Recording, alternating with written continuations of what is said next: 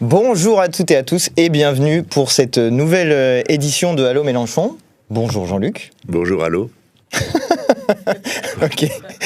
Bonjour Clémence. Salut. Bonjour Nadège. Hello. On est avec nos trois invités pour parler ce soir de beaucoup de sujets. Pardon, Et bonjour j'ai pas Antoine. compris. C'est marqué Attends. Allô Mélenchon, je suis pas invité moi. Si c'est chez moi. Oui, c'est vrai. Mon émission. C'est vrai. Donc, alors, il y a deux invités et toi, tu te comptes invité ou Allô Mélenchon? Non, moi je me compte présentation tranquille, tu vois. Voilà. Vous vouliez me dire bonjour? Bonjour. Oui, bonjour. Ah Antoine. bon, bah merci, c'est sympa. Bonjour. Je m'appelle Antoine Léon. Et on va donc ce soir parler de beaucoup de sujets parce qu'on a eu beaucoup de questions qu'on a reçues d'ores et déjà, notamment sur Instagram, où vous avez proposé de nous poser des questions. Et je pense qu'on peut commencer direct par entrer dans le vif du sujet, parce qu'il y a un sujet qui nous a beaucoup interpellé cette semaine, c'est toute la sphère Bolloré, la manière dont il y a eu, on a d'ailleurs posé une question au gouvernement, c'est Sarah Legrain qui a posé cette question, et on a reçu deux questions qui vont dans ce sens-là. Y aurait-il un projet visant à dégager Bolloré des médias Go 2027 et Free Palestine? Ça, c'est une première question. Et la deuxième, c'est que comptez-vous faire contre les milliardaires détenant l'information? Vaste programme. Qui veut C'est qui commencer? répond? C'est qui commence? Déjà, en fait, moi je pense qu'il faut d'abord commencer par désigner l'adversaire. Et tu as parlé, Antoine, de la question au gouvernement de Sarah Legrain de cette semaine. Et ce qui est absolument choquant, c'est que alors qu'elle fait le tableau apocalyptique de la prise de pouvoir de Mélenchon sur les médias, dans l'édition... Attends, mais ça va venir. Ça, c'est le projet. Déjà, la solution, c'est Go Mélenchon. Mais en fait, le gouvernement en face ne dit rien, ne condamne rien et nous fait tout un laïus sur ce que doit être le pluralisme, etc., sans solution. Et nous avons des solutions, Jean-Luc, que tu as déjà commencé à évoquer. Peut-être qu'il faut commencer à dire aussi aux gens pourquoi on parle de ça maintenant. Parce qu'en réalité, parce que nous, on les a vus arriver dans les médias, on en a beaucoup parlé, la radio, la presse écrite. Récemment, je me souviens d'une conversation qu'on a eue tous les deux sur la question de l'édition, où en fait, il y a une prédation sur le secteur de l'édition en France qui est absolument massive, monumentale. Il n'y a plus que quelques maisons qui ont une liberté, une indépendance totale pour éditer des bouquins, notamment des bouquins de gauche radicale, quoi. Et là, il y a eu le fait que des salariés à Canal+ ont dénoncé le fait que ce que Bolloré a fait chez Grasset, c'est-à-dire dans le secteur de l'édition, grosso modo un recadrage idéologique de la ligne éditoriale de la maison, et là chez Canal+, des salariés ont pris la parole en profitant du fait que c'est le Festival de Cannes pour dire on craint que ça nous arrive, et c'est-à-dire sortir un peu de la naïveté, parce que vraisemblablement il est là pour ça, quoi. Donc c'est ça l'actualité, et en effet Sarah a posé une question. Zéro réponse. On est relativement habitués parce que de toute façon, dès que c'est nous, généralement, c'est davantage des tribunes pour nous insulter que pour répondre aux questions qu'on essaye de poser. Et puis après, il y a la question de qu'est-ce qu'on fait, quoi. Et bon, ça, je te laisse quand même peut-être la primauté parce que c'est... En fait, c'est un problème massif qui doit concerner tout le monde. Et moi, je trouve que ce qui est étonnant, c'est que comme responsable politique, on dirait qu'il n'y a que nous que ça inquiète à ce point, quoi. Oui, parce que je crois que, enfin, peu importe les causes, mais il me semble que nous, on a fait une analyse de fond sur ce que représentait l'extrême droite dans le moment de l'histoire. C'est-à-dire une manière pour le capitalisme de régler son problème avec le peuple. Comme ils n'ont plus aucun des amortisseurs avec lesquels ils le faisaient, les partis politiques intervenant pour promettre un avenir radieux, c'est plus le cas. Le constat qu'on peut faire tous, c'est que les partis de droite et d'extrême droite ne proposent rien aux individus, aux personnes. Rien. Avoir peur des autres et haïr. Et donc, ce qui s'est mis en branle, c'est un appareil idéologique pour maintenir l'ordre. Pour maintenir l'ordre, il faut diffuser du matin au soir du racisme, pour diviser le peuple, des idées qui rendent impossible la solidarité, l'apologie de toutes les cupidités, etc.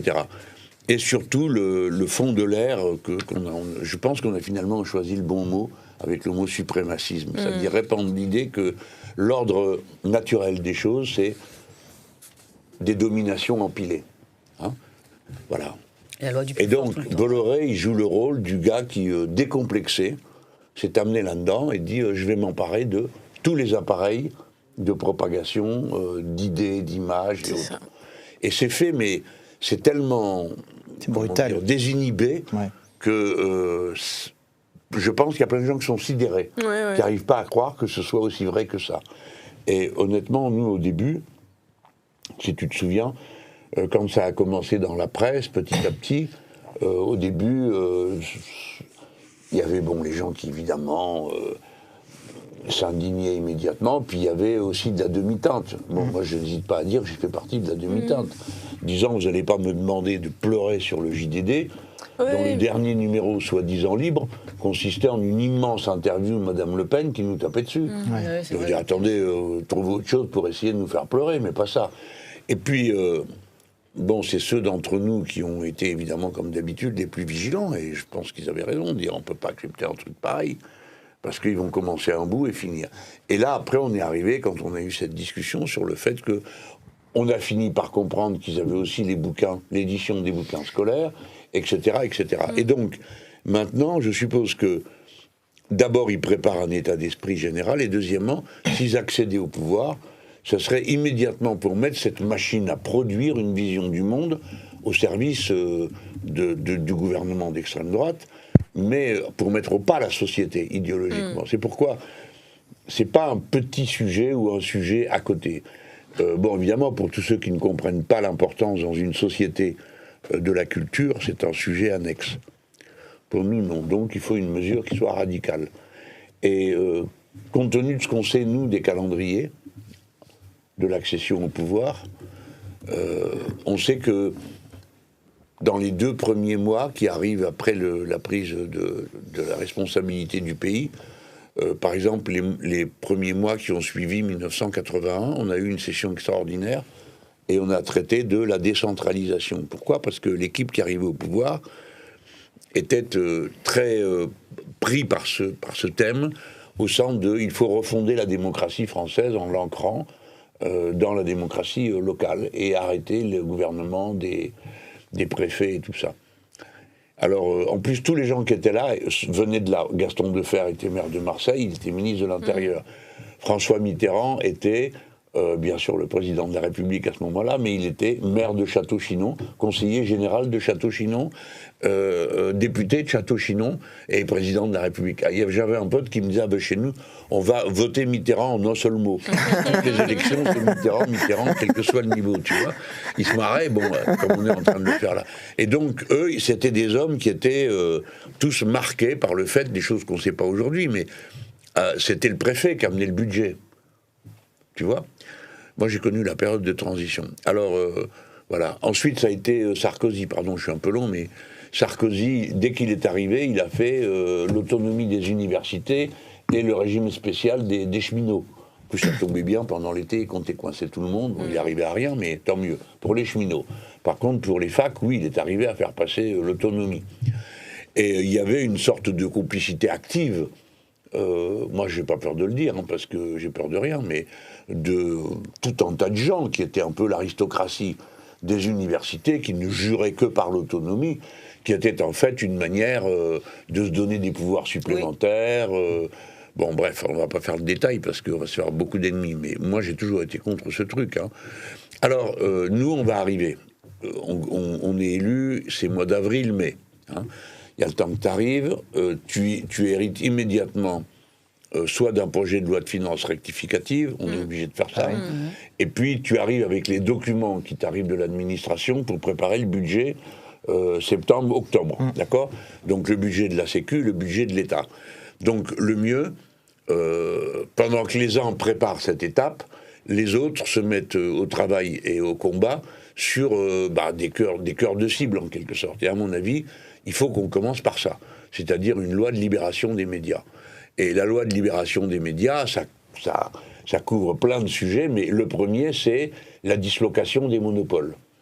Notamment le monopole Bolloré, mais il ne faudrait pas qu'on s'arrête qu'à Bolloré, parce qu'ils sont 9 à posséder 90% des médias.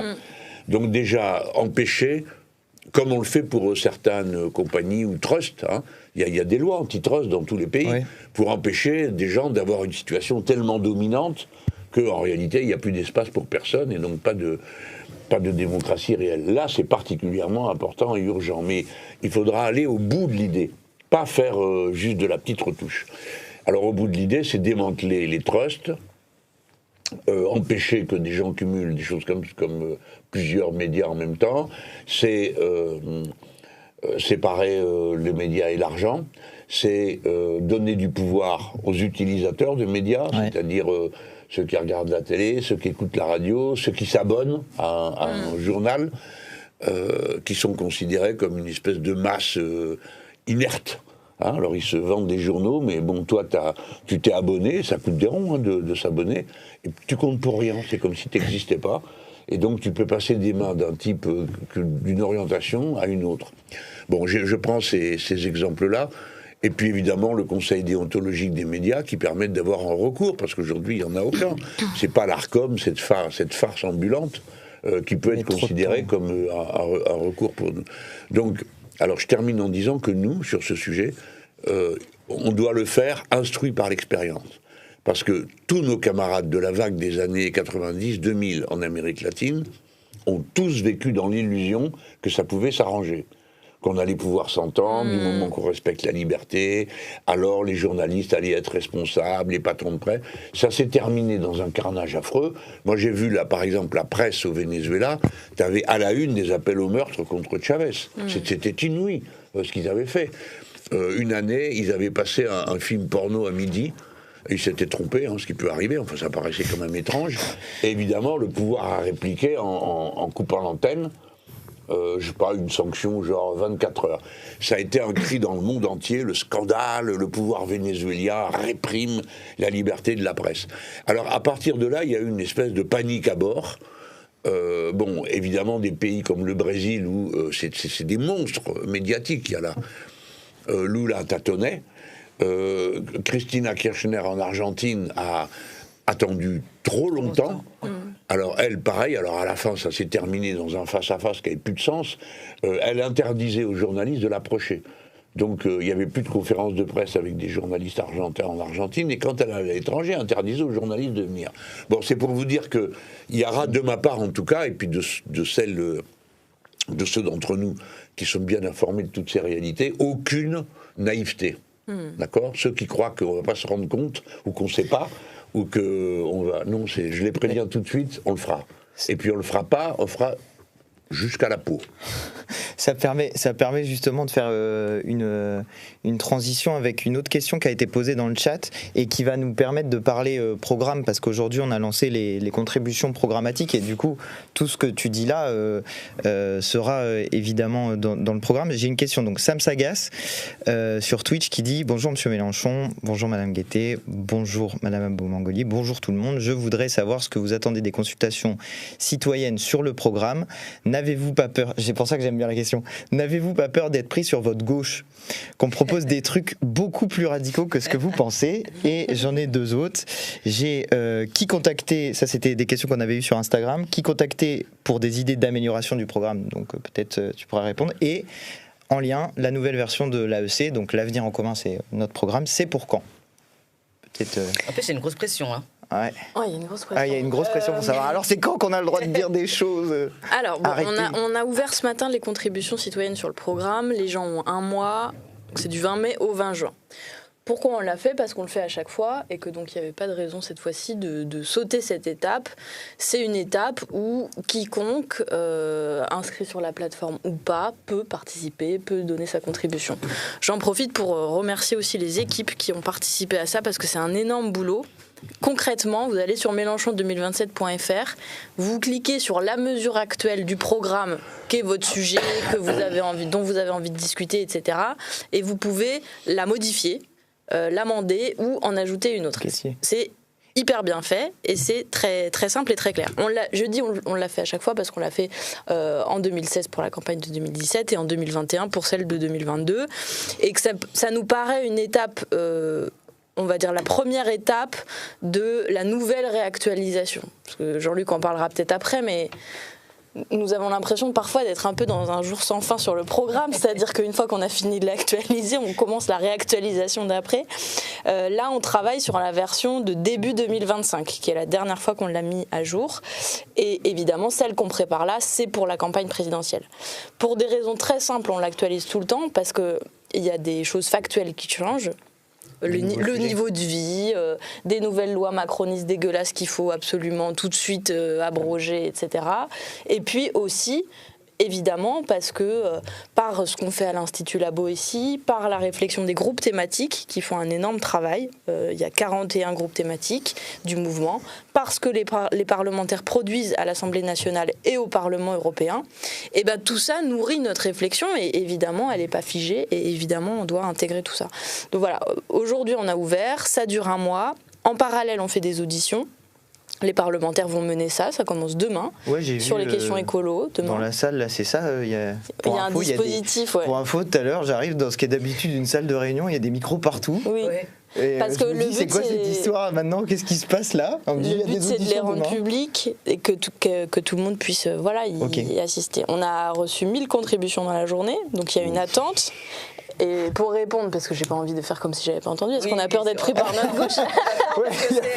Il y avait un D'abord, j'ai fait ma propagande, il fallait que je le dise. Alors, est-ce qu'on sera pas pris sur notre gauche? Non, la réponse est non. Pour plusieurs raisons. D'abord, c'est parce que...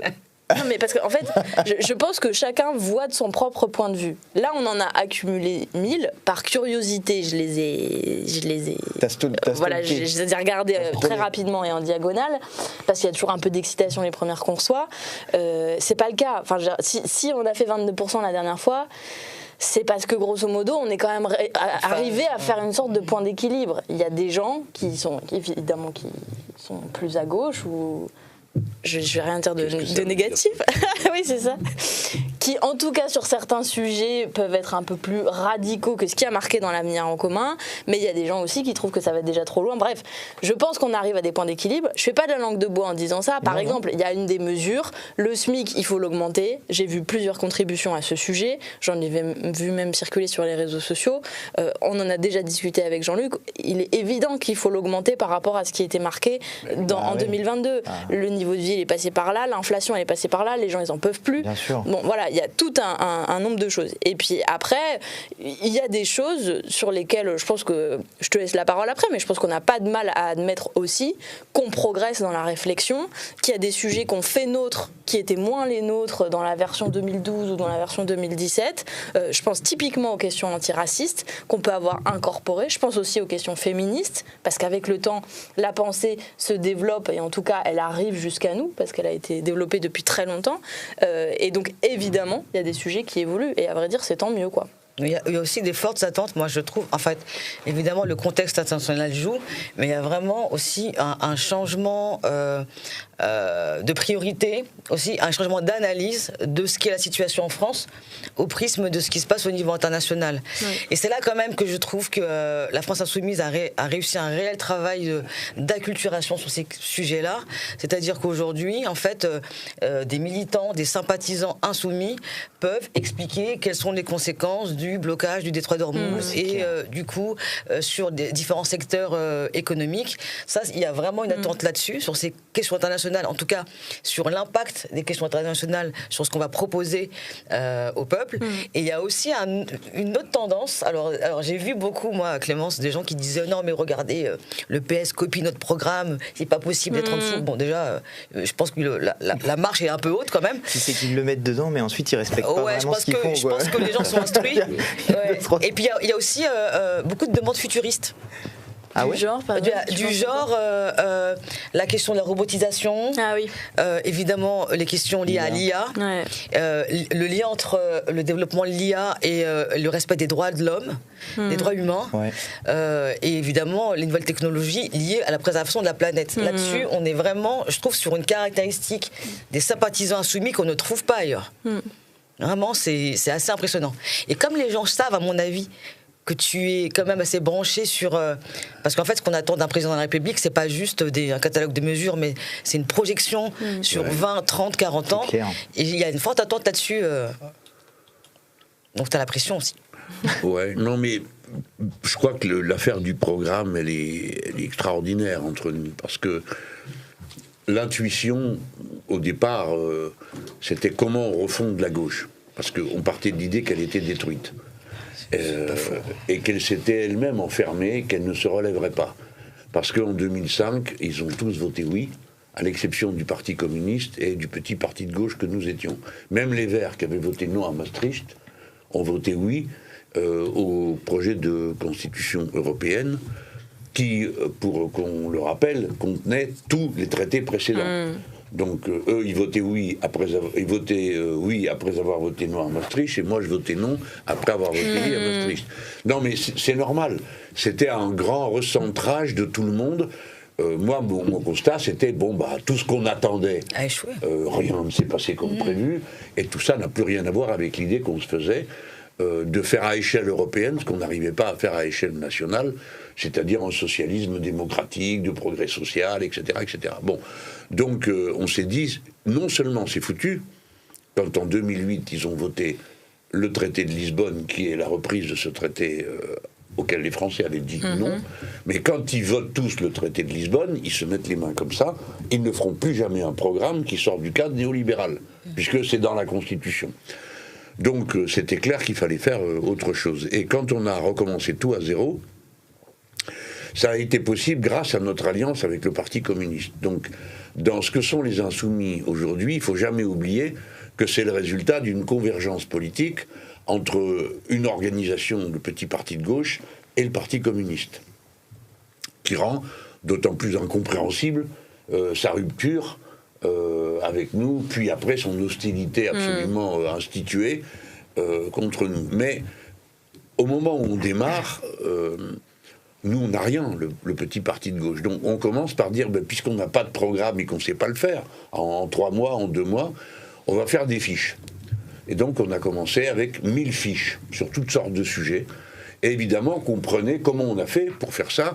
On prenait dans les programmes des syndicats, dans les listes revendicatives, et avec ça 1000 fiches. On arrive, et ça va, comment je pourrais dire ça très poliment, on n'était pas démunis par rapport à nos interlocuteurs communistes. Et à partir de là, il s'est créé l'idée qu'au fond, tout se basait sur le programme, qu'on pouvait être ce qu'on voulait, marxiste ou pas marxiste, anarchiste ou rien du tout, mais que c'était l'accord avec le programme qui était le cœur de tout. Et en faisant ça, mais tout ça, c'est ce que je raconte là, c'est l'histoire racontée après coup. Dans le moment, ça se fait. Hein. Et il y a un personnage qui est là, qui est dans le bureau où ça se fait, et ce personnage, c'est Clémence. Et donc Clémence, pendant des jours, des nuits, des jours et des nuits, elle accumule des fiches, des machins, des trucs qui arrivent de partout, et avec ça, ils font le premier programme. Et je pense que le programme est indépassable pour une raison très simple. C'est que nous avons immédiatement réparé la blessure là où elle était. La gauche était coupée de tous les dialogues avec les intellectuels. Quand elle prenait des intellectuels, c'était une escroquerie. C'était pour s'attribuer leur autorité. Alors, Monsieur Machin, qui est très intéressant, qui dit des choses très intéressantes, hein, et ben, il vient avec nous, hein, et puis il appelle à voter pour nous. Et c'était une espèce de transfert d'autorité qui est une escroquerie intellectuelle, parce que ça ne voulait pas dire qu'ils étaient d'accord avec, et surtout parler avec personne. J'ai été personnellement associé à 2 programmes du PS à l'époque de Lionel Jospin. Je peux vous dire que c'est sans doute les souvenirs les plus terribles de ma vie. Tu parles de 97 ou... Ah bah ouais, enfin c'était terrifiant. Il n'y avait rien qui était prêt. Lionel arbitrait au fur et à mesure des réunions des choses comme, je sais pas quoi, la durée, le nombre d'années de cotisation pour les retraites. Des gens racontaient dans cette salle, moi j'ai entendu des choses, je ne veux pas être méchant, mais c'était absolument inouï. Si bien, et lui faisait face avec beaucoup d'aplomb, parce que c'était sa manière d'être.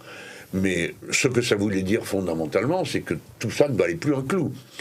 Et donc, la méthode qu'on a utilisée après, je dis indépassable. Pourquoi? Parce qu'on a fait réparer à l'endroit où il fallait. On a repris beaucoup dans les programmes syndicaux, associatifs et autres. Ensuite, on s'est mis sur tous les points d'alerte.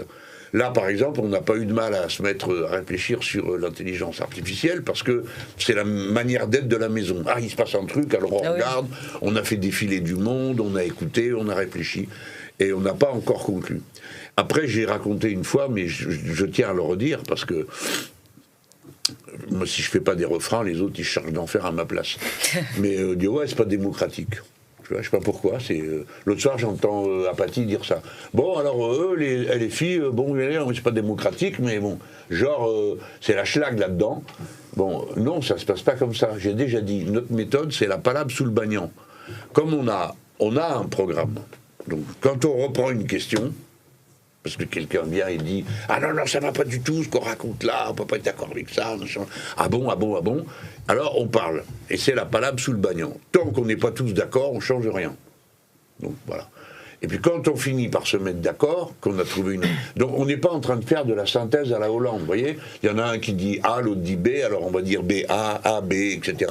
Et tout à la fin, tu sais même plus de quoi tu parles. Ça a plus de sens à la fin, ouais. Je connais. Donc, et ce machin, il n'arrête pas de tomber, c'est pas la peine d'amener du matériel pourri pour travailler avec moi. Regarde-moi ça. Alors, bon, donc, c'est toujours en lien avec la cohérence du programme que se bâtit l'insertion de chacune des parties. Sur l'intelligence artificielle, par exemple, on sait que le trait dominant, c'est panique à bord. Ouais. Ah la catastrophe, il va y avoir des millions de chômeurs, c'est l'épouvante qui commence. Et vous avez des gens qui, avec un ton très, tu vois, très définitif et péremptoire, disent eh bien là c'est le fondamental, car le propre de l'homme c'est de penser. Bon, tu peux à la première phrase coincer en disant ah bon. Non, parce que toi tu dis c'est de penser, et Rabelais lui disait que c'est de rire. Toi tu penses que c'est penser. Donc tu penses que c'est le propre de l'homme, les animaux ne pensent pas d'après toi.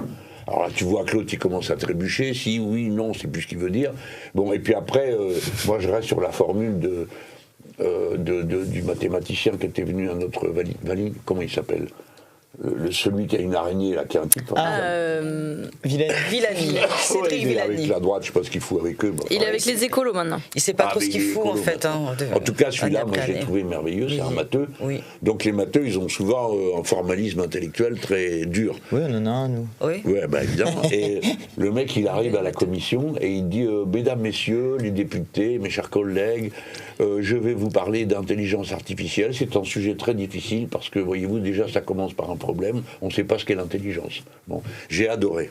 Je me suis dit, enfin, un type sérieux qui ne vient pas nous bourrer la caisse avec des formules grandioses. Bon, et puis ensuite, quand Clémence a organisé les premiers entretiens, je ne sais pas si on a fait un colloque aussi. Oui. Et on a fait un ici. À l'Institut. Et qui était superbe. Et où là, on a appris des tas de formules. Donc, on fait comme ça. Voilà, ça c'est pour l'histoire du programme, sa place parmi nous, la place que joue. Et c'est parce qu'on travaille comme ça que l'organisation n'a pas besoin de produire sans arrêt des conflits théoriques pour régler des problèmes de personnes. Donc si vous voulez créer un problème chez les insoumis, ben venez avec un sujet, mais pas avec une querelle parce que ça sert à rien, on n'écoutera même pas ce que vous racontez. On va écouter, si quelqu'un va dire oui, non, enfin bref. Alors ça, c'est Clémence Guettet. Ce qu'elle n'a pas dit, c'est que c'est elle qui porte ça sur son dos depuis le départ, et c'est sa régularité de métronome qui fait que ce truc a tenu. Parce que je vous signale qu'on en est à 4 campagnes présidentielles, en intégrant celle de 2012, je viens de vous dire il y a un instant, on avait des fiches. Puis après, on a eu des programmes qui étaient écrits d'un bout à l'autre. Et à chaque étape, alors je termine là-dessus, c'est qu'on porte... Il faut bien comprendre dans le paysage politique actuel, tous les partis politiques, aucun ne porte une vision du monde. Ils portent, comme ils disent, des valeurs. On n'a pas bien compris ce qu'est cette métaphysique, mais bon, des valeurs. Alors, ils ont un mal de chien, parce que si les valeurs, bon, tout le monde préfère être gentil que méchant, solidaire que égoïste, mais après, c'est la politique et le programme qui prouve que ce que tu racontes, tu le fais. Et leur pratique politique, elle est purement communicationnelle. C'est des stratégies de communication. Nous, on a des stratégies de communication, bien sûr, mais qui viennent accompagner... Alors, après, on a peaufiné notre méthode, qui a été de poser des objets à détonation. Alors, la créolisation. Et en ce moment, ce qui est formidable, c'est que toute la superstructure médiatique surtout, parce que culturelle, elle est plus diverse. Dès que tu dis n'importe quoi, ils ramènent tout à une vision racialisée. Ouais, non, nous, on dit Nouvelle-France, ils comprennent qu'on veut la France communautaire. Mais attendez, mais c'est vous qui êtes cinglés, pas nous. Si tous les sujets, vous venez sur le communautarisme, c'est pas notre point de vue. Ils projettent leurs propres obsessions en réalité. Là, par exemple, alors après, c'est sans pitié, hein, parce qu'ils ont été très... donc, la Nouvelle-France, c'est la France des quartiers. Alors, nous, si on nous pose la question, on dit, oui.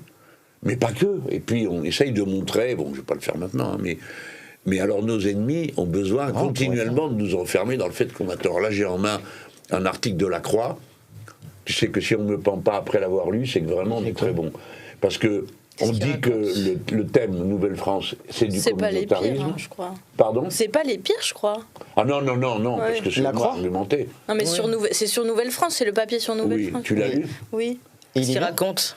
Je trouve que c'est pas le pire, parce que franchement, vu les débits de conneries qui ont été... Alors il y a des copains et copines qui passent leur vie à écrire et à répondre. On répond à tout le monde. Ouais. Dès que quelqu'un prend une tribune, alors c'est Iman qui en fait pas mal. Elle enchaîne. Elle est super forte. Hein. Ouais, elle enchaîne. Et ils ont fait, on a un travail, avant que quelqu'un nous rattrape, je veux dire, il va falloir qu'ils bossent. Hein, parce qu'on a maintenant plus d'1 an de travail sur cette question d'accumulation de données. On en a même presque trop. Puis c'est vraiment, enfin le concept a quand même l'immense avantage, vu qu'ils parlent, comme ils n'ont pas compris, mais que ça parle du pays lui-même tel qu'il est. Eux, ils partent sur leur dinguerie raciste ou. Mais en fait, d'un seul coup, tu dis, par exemple, on a eu un débat. Je pense que c'est une information qu'on peut donner. On a eu un débat en réunion de groupe une fois où il y a quelqu'un qui dit la Nouvelle-France, c'est aussi des gens qui sont vieux. C'est vrai, par rapport à 1958, il y a un vieillissement de la population. Il y a un vieillissement de la population, oui. Mais tu vois, et d'un seul coup, tu dis longtemps. Ah ouais, c'est vrai, il faut qu'on parle de cette partie-là et tout. Et en fait, ce que n'ont pas compris nos adversaires, je pense, c'est que comme on décrit des phénomènes matériels et des réalités matérielles, ils peuvent bien prendre le truc par le bout qu'ils veulent. En fait, ils n'aiment pas le pays tel qu'il est, c'est ça leur problème en réalité. C'est ça la difficulté. Parce que les gens s'y reconnaissent. Mais bon, nous on parle des choses telles qu'elles sont, quoi. Et voilà. Non, mais tu as raison, c'est un bon exemple que tu as donné là. Mais alors après, disons aussi les choses comme elles sont. Nous sommes sûrs de les vaincre, parce qu'ils n'ont aucun argument. Ils ont des peurs à agiter. Et l'art de la tactique de combat consiste à les entraîner dans une impasse. Donc quand on a sorti Nouvelle-France, comme on avait vu comment ça s'était passé à Créolisation, on connaissait le résultat d'avance. C'est-à-dire qu'ils ont chargé sur la ligne raciste. Ils sont enfermés là-dedans, à plus savoir quoi dire. Parce qu'au bout d'un moment, tu vois, il y a une limite aussi. C'est que si tu veux aller te faire lire dans certains coins, c'est pas sûr que ça soit la meilleure idée de commencer par insulter tout le monde. Et ils sont pris là-dedans maintenant, ils ne peuvent plus en sortir. Alors, c'est pour ça l'article de La Croix, il m'a paru particulièrement pervers, parce qu'il dit, non mais Mélenchon, il a rectifié. Oui, non. D'accord. Et il met à la fin, est-ce que ça va marcher, sa version édulcorée ? Alors la version édulcorée, c'est celle qui intègre les femmes, les personnes âgées, les jeunes. Bon, parce que ce qui m'a fait rigoler dans cette bataille-là, parce que Créolisation, honnêtement, j'y croyais pas qu'on me tape dessus comme ça. Ah ouais ? Fou, non, mais des gens tellement intelligents. Ah, moi, je suis persuadé, moi. Ah bon ? Ah ouais. Oui. Ah ouais, si, parce que c'est un il veut remplacer le peuple français, il veut détruire la langue française, enfin, on se demandait ce que je comptais faire. Et là, sur la Nouvelle-France, je m'y attendais. Et donc, ça m'a fait rire de les voir. Surtout qu'il y avait une question qui n'ont même pas regardé. C'est pas la première fois que quelqu'un parle de Nouvelle-France. De Gaulle en a parlé, Jospin en a parlé. Chirac. Tout le monde. Pourquoi on parle de Nouvelle-France ? Il devrait se poser cette question. Puis il y en a une qui devrait se poser encore plus que toutes les autres. C'est nouveau depuis quand ? Oui. Depuis quand ? Qu'est-ce qui est nouveau ? Puis par rapport à quoi ? Puis voilà, ouais. Oui, je réponds pas là parce que faut franchement, on pourrait faire un spécial rien que sur ce sujet-là. Ah ben, on peut rigoler. Mais ça énerve aussi quand on avance la francophonie et qu'on déplace la question de la langue en dehors de la France. Ça énerve également, ça. Ouais, totalement. Et à tel point que, franchement, je suis désolée, mais... il n'y a pas longtemps, donc il y a eu le sommet France-Afrique avec Emmanuel Colomb-Macron qui calme les Noirs en fait quand ils sont un peu incroyable. Et il a repris ce qu'on a dit sur quand on est parti en RDC, c'est le pays où la langue française est le plus parlée, l'avenir de la langue. Enfin, bon voilà, sauf que quand on en parlait, nous, c'était regarder les colons, alors que nous, c'est absolument pas du tout ce prisme-là. Ça a été le plus dur, hein, si tu t'en souviens, quand on a commencé, c'est que nous, on savait que notre première difficulté, c'était déjà qu'on nous accepte. Parce que quand même le bilan était un peu lourd avec l'affaire Macron. Donc être autrement la France. Deuxièmement, enlever à tout ce qu'on disait sur la francophonie le côté la bonne opération pour des Français. Donc il fallait que nous on soit bien plein de ça parce qu'on a bien travaillé. Et là, mais là où je te donne raison 1 million de fois, c'est que ils font des sauts périlleux arrière dans leur tête.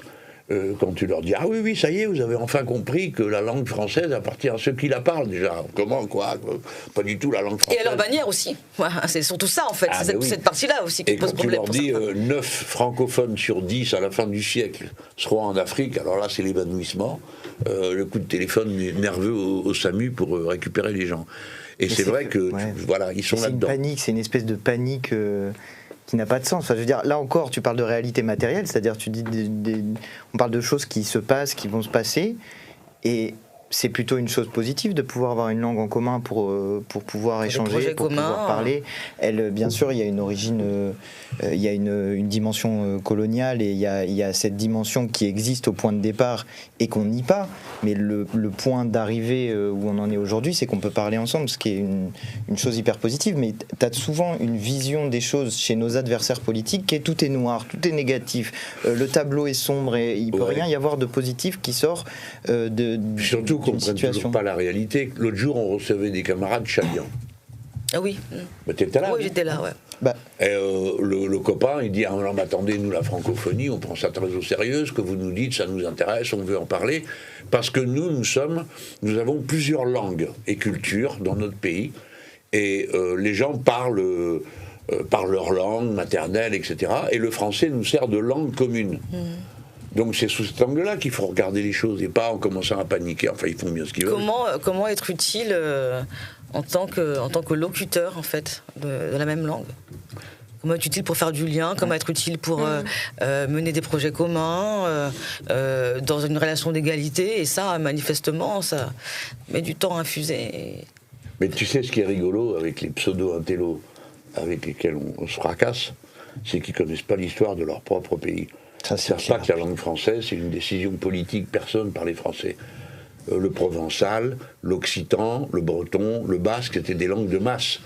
Les plus étendues étant les langues latines, occitan, provençal et compagnie, qui étaient très subtiles. Et le roi décide qu'on va parler français pour une raison très simple, c'est que personne ne le parlait. Et que donc le pouvoir d'interpréter les textes n'était plus chez les curés en latin, mais en français. Donc ça devenait un pouvoir de l'administration de l'État. Et à peine la langue était-elle créée que les gens s'aperçoivent qu'on manque de vocabulaire, donc ils inventent des mots. Et tout ça, c'est une histoire, là, j'abrège. Hein. Donc, quand tu parles du français, on a l'impression que le français est né et coule dans nos veines comme une matière constante. Ça a été une bataille. C'est une invention. C'est culturel. Tu vois, une invention pure et simple et qui s'est. Et le débat, en quoi consiste la langue française? Nous, la réponse qu'on a fait, c'est la langue appartient à ceux qui la parlent, mais on n'a rien inventé. C'est quelque chose qui a été dit avec ces mots au début du XVIIe siècle, quand il y a des querelles avec des gens que nous on aime beaucoup, les premières féministes qui disent, en moins une d'entre elles qui dit non, le seul français valable, c'est celui qu'on parle à Paris, et d'autres qui disent non, on ne peut pas prendre le problème comme ça, on doit le prendre par tous ceux qui parlent français, le français c'est la langue qui parle. Donc c'est des débats qui ont déjà une profondeur historique. Alors ceux-là même qui viennent nous raconter des salades sur le caractère éternel et immortel et permanent de la langue française ne connaissent même pas l'histoire de leur pays et des conditions dans lesquelles la langue française a toujours existé. Et quand on dit qu'on va faire une académie francophone, il faut voir dans quel état ça met un tas de gens. Vous n'y pensez pas. Des Congolais vont nous dire comment on parle français. Ben oui, mon gars, parce qu'ils sont plus nombreux que toi, ils parlent le français. Donc tu peux raconter ce que tu veux, mais eux, ils parleront comme ils voudront. Et ça, moi, c'est ce qui m'excite le plus dans ces batailles, c'est qu'ils ont perdu d'avance. Je n'ai que à dominer et à maîtriser la patience. Quand je vois des gens aussi intelligents que M. Guénaud, vous voyez qui c'est? De droite, très bon. Il a écrit une tartine dans le Figaro, comme ça, mais c'est absolument inouï ce qu'il raconte contre moi. Que je veux dissoudre le peuple français, que à cause de mes amis chinois et que je veux établir ma dictature. Enfin, c'est tout ça à propos de la langue. Je lui ai répondu parce que je trouvais qu'il avait fait un effort. Non, mais sans blague. Et puis le Figaro a ça de correct, c'est que quand quelqu'un dit quelque chose sur un sujet comme ça contre nous et qu'on écrit une réponse, il publie la réponse. Le Monde te refuse les tribunes. Hein. Le Libération, c'est pas fait pour être lu, donc n'en parlons pas. Mais des journaux qui se lisent, il y en a peu qui acceptent le débat intellectuel. J'ai une question qui nous fait... Pourquoi tu rigoles? Non, la balle perdue pour Libé. Mais je valide. Oui, tu valides. J'ai une question qui est un peu une question d'actu et qui rejoint les sujets internationaux, mais par un autre bout, sur les ingérences, parce que c'est un gros sujet là du moment. Une question qu'on nous a posée sur ta chaîne YouTube. Bonsoir Jean-Luc Clémence, Antoine Nadège. Comment comptez-vous protéger la campagne présidentielle? Alors c'est à nous, c'est sur nous. Comment comptez-vous protéger la campagne présidentielle, voyant les ingérences étrangères, notamment provenant de mouvements israéliens ou pro-israéliens? Et pour expliquer peut-être à ceux qui n'ont pas forcément suivi, là il y a eu des révélations qui montrent que pendant les élections municipales, plusieurs de nos candidats ont, et ça a été une enquête notamment qui a été faite, je crois, par Viginum et par la presse ensemble, mais qui montre qu'il y a eu des ingérences étrangères, notamment d'une société israélienne, j'ai oublié le nom, c'est BlackRock ou quelque chose comme ça. Mais une société israélienne, donc on ne sait pas à ce jour quel est le commanditaire, enfin qui est à l'origine de la commande, même si la société, en l'occurrence, on sait où elle est implantée. Et c'est vrai que le sujet des ingérences étrangères, il y a plusieurs bouts par lesquels il arrive. Il y a à la fois essayer de faire des manipulations électorales, ça c'est un des gros enjeux de la campagne présidentielle, et il y a des mécanismes de déstabilisation, et que notamment, moi je l'avais vu dans le rapport que j'avais fait sur l'organisation des élections, où c'était essayer de cliver à l'intérieur du peuple, et notamment sur des sujets excités de la haine raciste, des choses comme ça. Et ça c'est deux gros sujets, diviser le peuple d'un côté, et manipuler dans les élections, et ça, il y a comment on réagit face à ce sujet des ingérences étrangères. Je ne sais pas lequel de vous... La réalité, c'est que ça ne devrait même pas être à nous de réagir. Oui, c'est vrai. Parce qu'en fait, le fait qu'un État, un pays comme la France, soit informé de ces tentatives d'ingérence, et notamment celles que tu viens d'évoquer, sur ces officines qui ont agi depuis Israël, et que ne convoque même pas l'ambassadeur. Ouais, c'est clair. Voilà, nous avons François Piquemal a posé la question. En fait, le Minounez n'a pas répondu. En tout cas, a répondu oui, c'est grave. Bon, ok. On est vigilant. Oui, ok. Mais à la question, allez-vous convoquer l'ambassadeur? Pas de réponse. Et puis bon, le profil de ce dirigeant de société est pour le moins intéressant. C'est quelqu'un qui manifestement qui était membre des services de renseignement israéliens. Et la réalité, c'est que bon, lorsqu'on a pris connaissance de ces manipulations contre Sébastien Delogu, François Piquemal et David Guiraud, on se doutait bien d'où ça pouvait venir. Parce qu'en fait, même les thématiques d'excitation, c'était quand même à l'égard de nos positions concernant le génocide en Palestine. Bon, alors évidemment, comme on ne veut pas rentrer dans l'ère du complot, on attend d'avoir des éléments. Nous, on est des personnes responsables. On attend d'avoir des éléments avant de pointer les choses. Parce que lorsqu'il y a eu ces tentatives de division du peuple que tu as évoquées, avec des gens qui viennent mettre des mains rouges, mettre des... C'était 4, il y en avait 4. Les étoiles de David, et qu'après ils s'envolent, bon, nous on attend sagement, on attend les informations des autorités. Il n'y en a pas. Il n'y a jamais de suite. Et donc là, on est face à quelque chose d'assez grave. Et il a fallu que le journal Haaretz, qui est à peu près... c'est quand même fou, c'est quand même que le journal Haaretz, la presse israélienne, c'est là qu'on a la plus grande liberté de parole sur notre analyse de la politique génocidaire de Netanyahou. Et c'est eux qui mènent les enquêtes. Ensuite, Libé a repris, a raccroché, en fait. Mais en fait, déjà, on a un gouvernement qui est à la dérive et qui ne voit pas quelque chose. C'est que c'est pas juste la France Insoumise en tant qu'opposition qui a attaqué, c'est le pays. Et donc, ils ne sont pas à la hauteur de la protection qu'on doit attendre d'un État souverain. En fait, là, on parle des élections. Mais c'est ça ce qui est assez dingue, c'est que je pense que ça arriverait à un parti qui n'est pas la France Insoumise. En fait, nous, on n'a pas le droit au minimum de respect qui devrait être dû à un parti. On est je crois le troisième parti représenté à l'Assemblée nationale, le troisième plus gros groupe parlementaire à l'Assemblée nationale. Et on n'a pas le minimum de considération qui fait que les gens traitent ça comme un problème démocratique, quoi. donc du coup, ça se retourne contre tout le monde. Parce que c'est la France insoumise, on fait le dos rond. Ouais. Sauf qu'en fait, c'est pas juste la France insoumise là. Enfin, et donc, je trouve que c'est un manque de dignité nationale. Moi, je trouve ça hallucinant. C'est la perte de. Il y a baston sur ce qui. On se fait signe avec. Monsieur Mélenchon, Madame Guettet, lequel d'entre-vous? Bon, alors, Clémence. Je t'en prie. Bon, je pense, comme vient de dire Nadège, que c'est très grave et tu as bien décrit à la fin.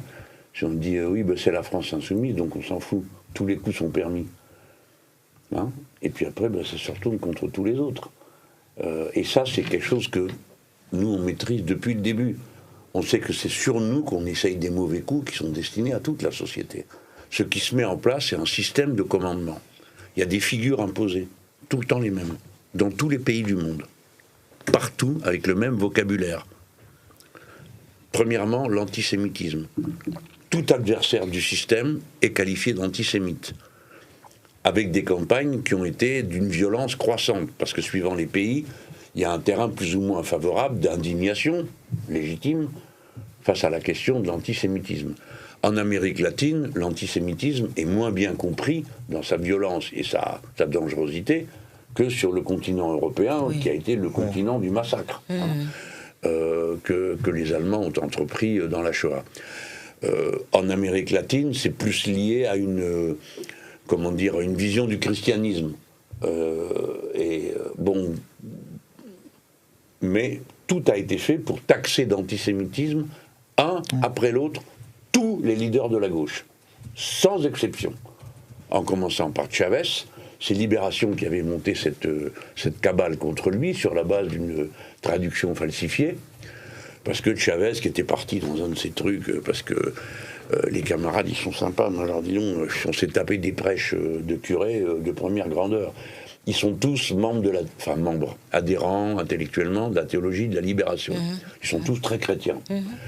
Et donc, à Chavez, un discours sur deux, ça commençait par toutes sortes de considérations sur le Christ, la croix et le reste. Non, mais attends, tu rigoles, mais moi je me suis tapé un discours de Chavez, un quart d'heure, sur la croix qui brillait au loin, le Christ commandant des peuples. Il tombait une flotte comme si on nous avait jeté des seaux d'eau sur la tête, de la pluie tropicale, tu vois. Alors on était là, ça dégoulinait de partout. Bref, alors ça, c'était Chavez.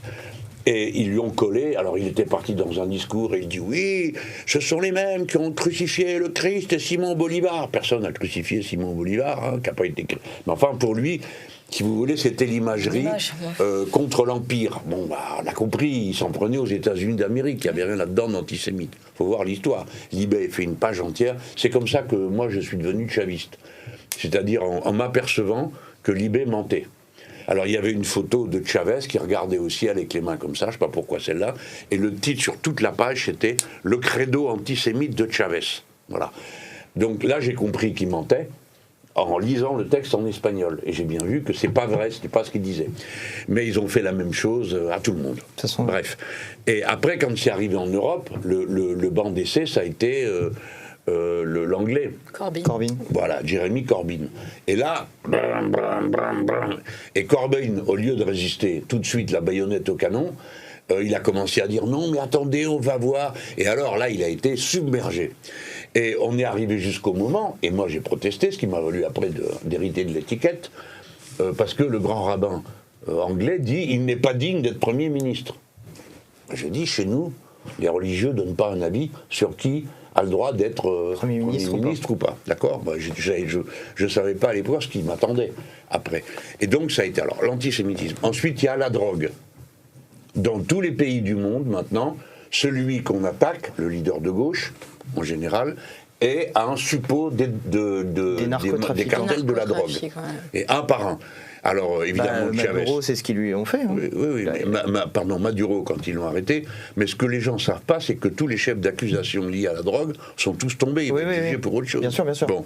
Mais Ils ont fait la même chose dans tous les pays. Et maintenant, ici arrive la même chose. Tu as vu pour Bali ? Narcotrafiquants, la mêlée des narcotrafiquants. Et alors, attendez, je peux faire une petite insiste. Vas-y. Je veux répéter, et il faut l'avoir en tête, que la personne qui a lancé cela contre Bali Bakayoko est l'ancien maire socialiste Mathieu Hanotin. Parce qu'en fait, on accuse l'extrême droite. C'est une panique morale qui a été lancée par un dirigeant socialiste. Voilà, il faut tout le temps le répéter. Oui. Mais ils sont souvent, jamais ils ne défendent qui que ce soit, hein, que ce soit sur l'antisémitisme, la drogue et d'une manière générale. Donc il y a des figures comme ça imposées. L'intervention étrangère, honnêtement, on entendait parler de Russes, on entendait parler de... Ouais, c'est ça. Et puis tout d'un coup, ça veut dire les Russes. Non, mais il y en a aussi des par exemple, les trucs du mémorial de la Shoah, des étoiles de David, ces trucs-là, c'était pour le coup un des groupes qui était organisé. Enfin, la méthode d'action, c'est toujours la même. C'est une action de terrain avec un truc qui va choquer. C'était pareil sur les têtes de cochon devant les mosquées. Un truc qui va choquer et qui va exciter la haine à l'intérieur du peuple sur des bases soit religieuses, soit... Les uns contre les autres. Ensuite, c'est ça le but. C'est ça. Donc tu as une action qui est limite commando, en fait, un petit groupe de personnes payées par une puissance étrangère, des photos qui sont prises, qui sont mises sur les réseaux sociaux. Là intervient une deuxième couche de l'ingérence avec une amplification du bruit sur les réseaux sociaux, avec l'objectif direct de viser les médias pour que les médias se saisissent du truc et tombe dans le piège, en fait, parce que c'est un piège. Dans le piège. Mais pour qu'ils se saisissent, et ils se saisissent du truc. Exactement. Surtout si la mèche, c'est un choix. C'est un choix. Mais bien sûr. Et ne corrige pas ensuite une fois que l'ingérence est connue. Par exemple, là, sur les mains rouges et le reste, dans l'ambiance antisémite, virgule, entretenue par LFI, virgule, ceci et cela. Donc, comme s'il y avait un lien entre nous et tout ça. Donc, le système médiatique officiel est directement complice. Nous, on sait maintenant... Ici, on est équipé de bien des choses. Donc, on surveille la sphère. Comment ça se passe ? Exactement le scénario que vient de décrire Antoine. Mais pas seulement pour les ingérences étrangères. Le tam-tam d'extrême droite choisit un thème, n'importe lequel, sur la base d'une provocation. Un discours est imposé immédiatement, explicatif. Et il le tambourine jusqu'à ce qu'il devienne assez important en tendance et... Le média traditionnel le prend en charge à ce moment-là, sous l'aspect est-ce qu'il y a des... est-ce qu'il y a... la question se pose, etc. Et il valide la démarche du complot. Alors, et si jamais tu dis que c'est un complot, tu te fais traiter de complotiste, comme ça la boucle est bouclée. Et les interventions étrangères, nous, on a été sidérés d'apprendre... je ne sais pas pourquoi, on était peut-être naïfs, on s'est dit, pas nous, quoi... Comment on pouvait imaginer que les Émirats Arabes Unis allaient s'en prendre à nous ? Mais quelle raison on avait ? Nous, on ne sait même pas où c'est pour certains d'entre nous. Ni quoi. Et ce machin qui n'arrête pas de tomber. Voilà. Bon, bref. Les Émirats Arabes Unis qui ont monté contre nous un ou deux complots. Carlos Martins Bilongo. Voilà, Carlos Martins Bilongo. Et repris par le média officiel, sans aucun recul. On commençait à relayer les calomnies contre lui. Et à chaque fois, après, le mal est fait. Là, nous parlons de plusieurs... Nous parlons de Sébastien Delogu, David Guiraud, François Picmal. Il y a eu aussi pour Sophia. Ces trois-là, c'est parce que les trois étaient candidats aux élections municipales dans des grandes villes. Et on démarre la campagne où tu te tapes une rumeur pourrie qui continue des fois à circuler. L'autre jour est passé sur l'algorithme envoyé, celui sur Delogu qui était accusé de crime, etc. Delogu, qui s'était fait choper sur la livraison du mec qui était censé lui avoir exactement. envoyé la drogue. Il a eu aussi le truc de la drogue, Sébastien. Ouais. Alors c'était un livreur de drogue. On revient sur ce que tu disais tout à l'heure sur le trafic de drogue. Oui. Non, mais tu vois, c'est bien construit. Donc tu commences ta campagne et tu te ramasses une saleté de cet ordre-là. Et à chaque fois, le reste des acteurs entrant, par exemple à Toulouse, Picmal, il a droit à ça, plus la transformation de la cérémonie se transforme en une émeute contre nous. D'ailleurs, les socialistes qui, pour la première fois de leur vie, étaient pris dans un truc pareil, le choc pour eux, psychologique, il a été gigantesque. Et je crois à la sincérité de ceux qui m'ont dit que les militants socialistes qui subissent ça étaient... Enfin bref. Alors, ça explique comment ils s'y prennent et la méthode de diffamation. Pour ma part, je termine là-dessus, ça fait 15 ans que j'ai droit à un papier soi-disant résume un article du Canard enchaîné. Tu peux le laisser. Et camarades, laisse tomber. Ça fonctionne avec celui-ci. C'est au cas où il tombe en panne. Mais là, il tombe pas en panne. C'est celui-là qui tombe pas en panne, il tombe de non, mais tu peux le laisser. Non, mais si tu achètes une pince, Antoine, achète une bonne pince. Figure-toi que j'ai eu la réponse à cette question-là et on m'a dit que c'était particulièrement cher ce truc-là. En plus. Et que donc Maxime allait s'évanouir si jamais je lui disais qu'il fallait racheter un micro.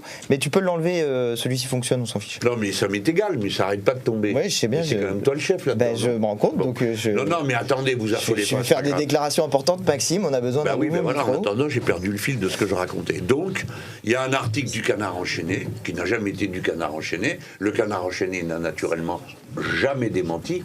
Les seuls qui aient démenti une fois, c'est une brève de l'AFP. Et alors je suis, Mélenchon, il est richissime. Alors j'ai 2 appartements, j'ai 3 chevaux, 2 voitures. Une fois j'ai dit, je vous permets. 3 chevaux. J'ai raté les chevaux. Oui, j'ai des chevaux. Et je me permets de signaler que je ne conduis pas, donc que ferais-je de 2 voitures? Et là, c'est reparti. Mais je vais vous dire, on est ensemble sur les voitures. C'est pas à la limite, tu vois, mais d'où on tire que pour avoir le droit d'être de gauche, ou pour être de gauche, il faudrait nécessairement être dans profite et tais-toi. C'est-à-dire, si tu as du fric, alors tu ne peux pas être de gauche, tu ne peux pas te battre pour les autres. Bon, alors, bien sûr, je n'ai rien de tout ça, cette fortune n'existe pas. Voilà, et je termine en disant, comme toujours, quand un mec prend 1, une fille prend 5. C'est vrai aussi. Par contre, là, sur nos trois camarades, moi, je trouve ça vraiment très très grave, j'insiste là-dessus, parce qu'on parle quand même de Toulouse, de Roubaix et de Marseille. Ouais. C'est pas, sans acrimonie, sans mépris pour les autres villes, on parle quand même des plus grandes villes de France, et c'est inquiétant pour la suite, quoi. Ouais. Et Toulouse, en plus, on frôle la victoire à peu de voix. C'était un vote assez serré. Après, on en a discuté en réunion de groupe. Il y a Aurélien Saint-Toul ou c'est Hugo Bernassis, je sais plus. L'un des deux a dit quelque chose qui est assez évident, mais que je trouve quand même intéressant, c'est que sur ces histoires d'ingérence étrangère, on aura beau multiplier les outils de surveillance, perfectionner les technologies pour détecter, etc., etc. Les technologies malveillantes, elles vont toujours plus vite que ce qu'un gouvernement est capable de faire. Il rappelait le fait que ce qui a été jugé le plus utile par plein d'experts, c'est l'éducation à l'esprit critique et aux outils. Et je trouve que c'est quand même assez fondamental de le redire parce que les jeunes, notamment, ont un rapport à l'IA que je pense aucun d'entre nous autour de cette table n'a. Quoique, je ne sais pas, je connais pas vos pratiques, mais en tout cas, voilà, pour les cours, pour des trucs que nous, on n'a pas connus, quoi, qui est quotidien. Et c'est clair que je pense qu'on a des enjeux à intégrer, y compris dans les programmes, des temps qui soient dédiés à ça, de comprendre comment ça fonctionne, et puis de formation de l'esprit critique des citoyens, parce qu'il n'y aura jamais rien de plus efficace pour éviter justement ces trucs de déstabilisation qui visent à diviser le peuple et donc à atteindre les gens directement dans ce qu'ils croient, dans ce qu'ils...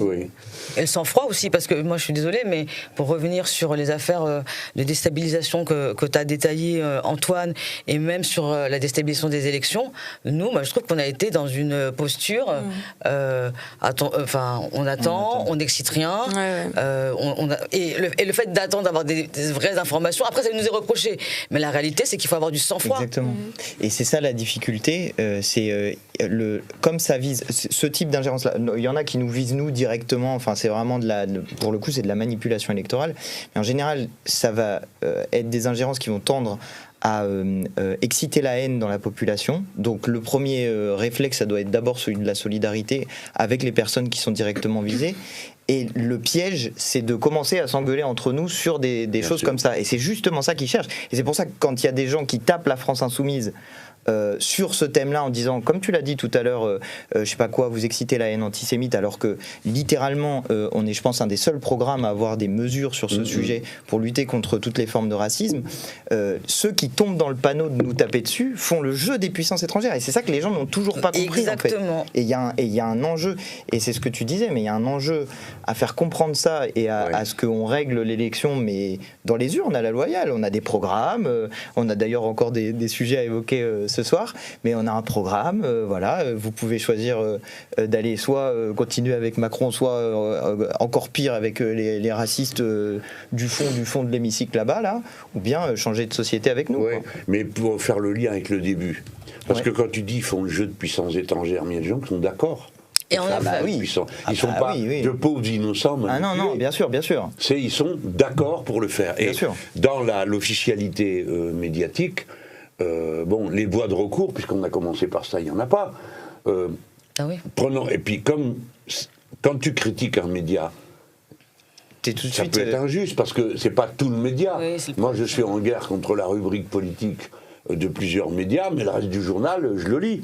Ça m'intéresse, j'apprends des choses, mais des fois je me dis, mais s'ils mentent sur moi, ils mentent peut-être aussi sur les autres. Bon, là on vient de parler d'ingérence étrangère, mais je veux absolument quand même faire cette petite remarque pour montrer les méthodes pourries de rédaction politique qui nous sont hostiles. Le grand journal des révérences, qui est Le Monde. Ah oui, le titre qui est complètement dingue. Oui, mais on attend les excuses. Ah ouais. Ils mettent comme titre « Ingérence numérique étrangère ». Une action judiciaire est engagée après des soupçons visant des candidats LFI, annonce Laurent Nunez. Tu croirais que c'est nous. C'est nous les coupables qui sommes soupçonnés. Et c'est pas que. Oui, on a l'impression que l'enquête vise des candidats LFI. Oui. Quel recours t'as? Zéro, il n'y en a pas. Le même journaliste du Monde, parce que c'est toujours le même, qui règle des comptes avec nous depuis qu'il est à l'Express, et maintenant il est devenu le chefissime de la rubrique.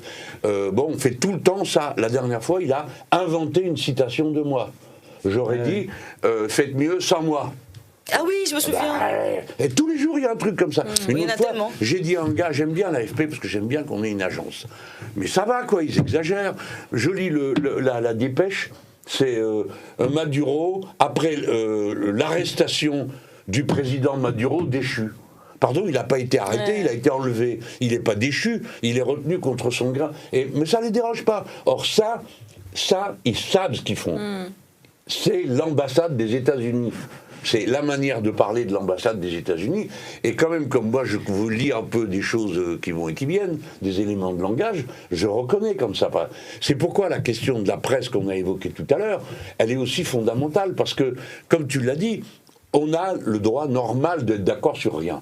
On peut être d'accord sur rien, ni à propos de l'Amérique latine, mais au moins sur des bases honnêtes, pas sur des bases de manipulation, où par les mots, on te fait voir une réalité qui n'existe pas. Maduro n'a pas été autre chose que... Il n'a pas été capturé, il a été enlevé. Et je prends cet exemple, mais là c'est pareil. Qu'est-ce qui va rester de ceux qui regardent? Ils lisent comme ça en vitesse. Ah bon, qu'est-ce qu'ils ont encore fait, les filles, avec l'étranger? Ah, ils ont dû se mettre d'accord avec les Chinois, les trucs habituels, quoi. Les Chinois ou les Russes qu'on nous colle sur le dos pour un nom, sans tenir aucun compte de ce qu'on raconte. J'ai vu des gens me dire, alors comme ça, pour vous, il n'y a qu'une seule Chine, hein? Alors Taïwan, c'est... dis pardon, mais c'est la loi.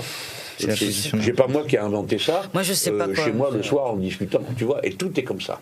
Ouais. Alors, c'est pourquoi il faut qu'on défende, parce que tout à l'heure, Clémence disait, il n'y a pas d'autre outil que l'éducation, l'esprit critique. Je crois que fondamentalement, c'est ça qui compte, c'est ce qu'elle vient de dire.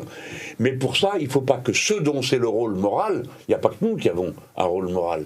Les journalistes ont un rôle moral, les directeurs de journaux ont un rôle moral. Assument leur rôle et n'acceptent pas qu'on soit présenté comme ça, dans un cas comme celui-là ou comme d'autres.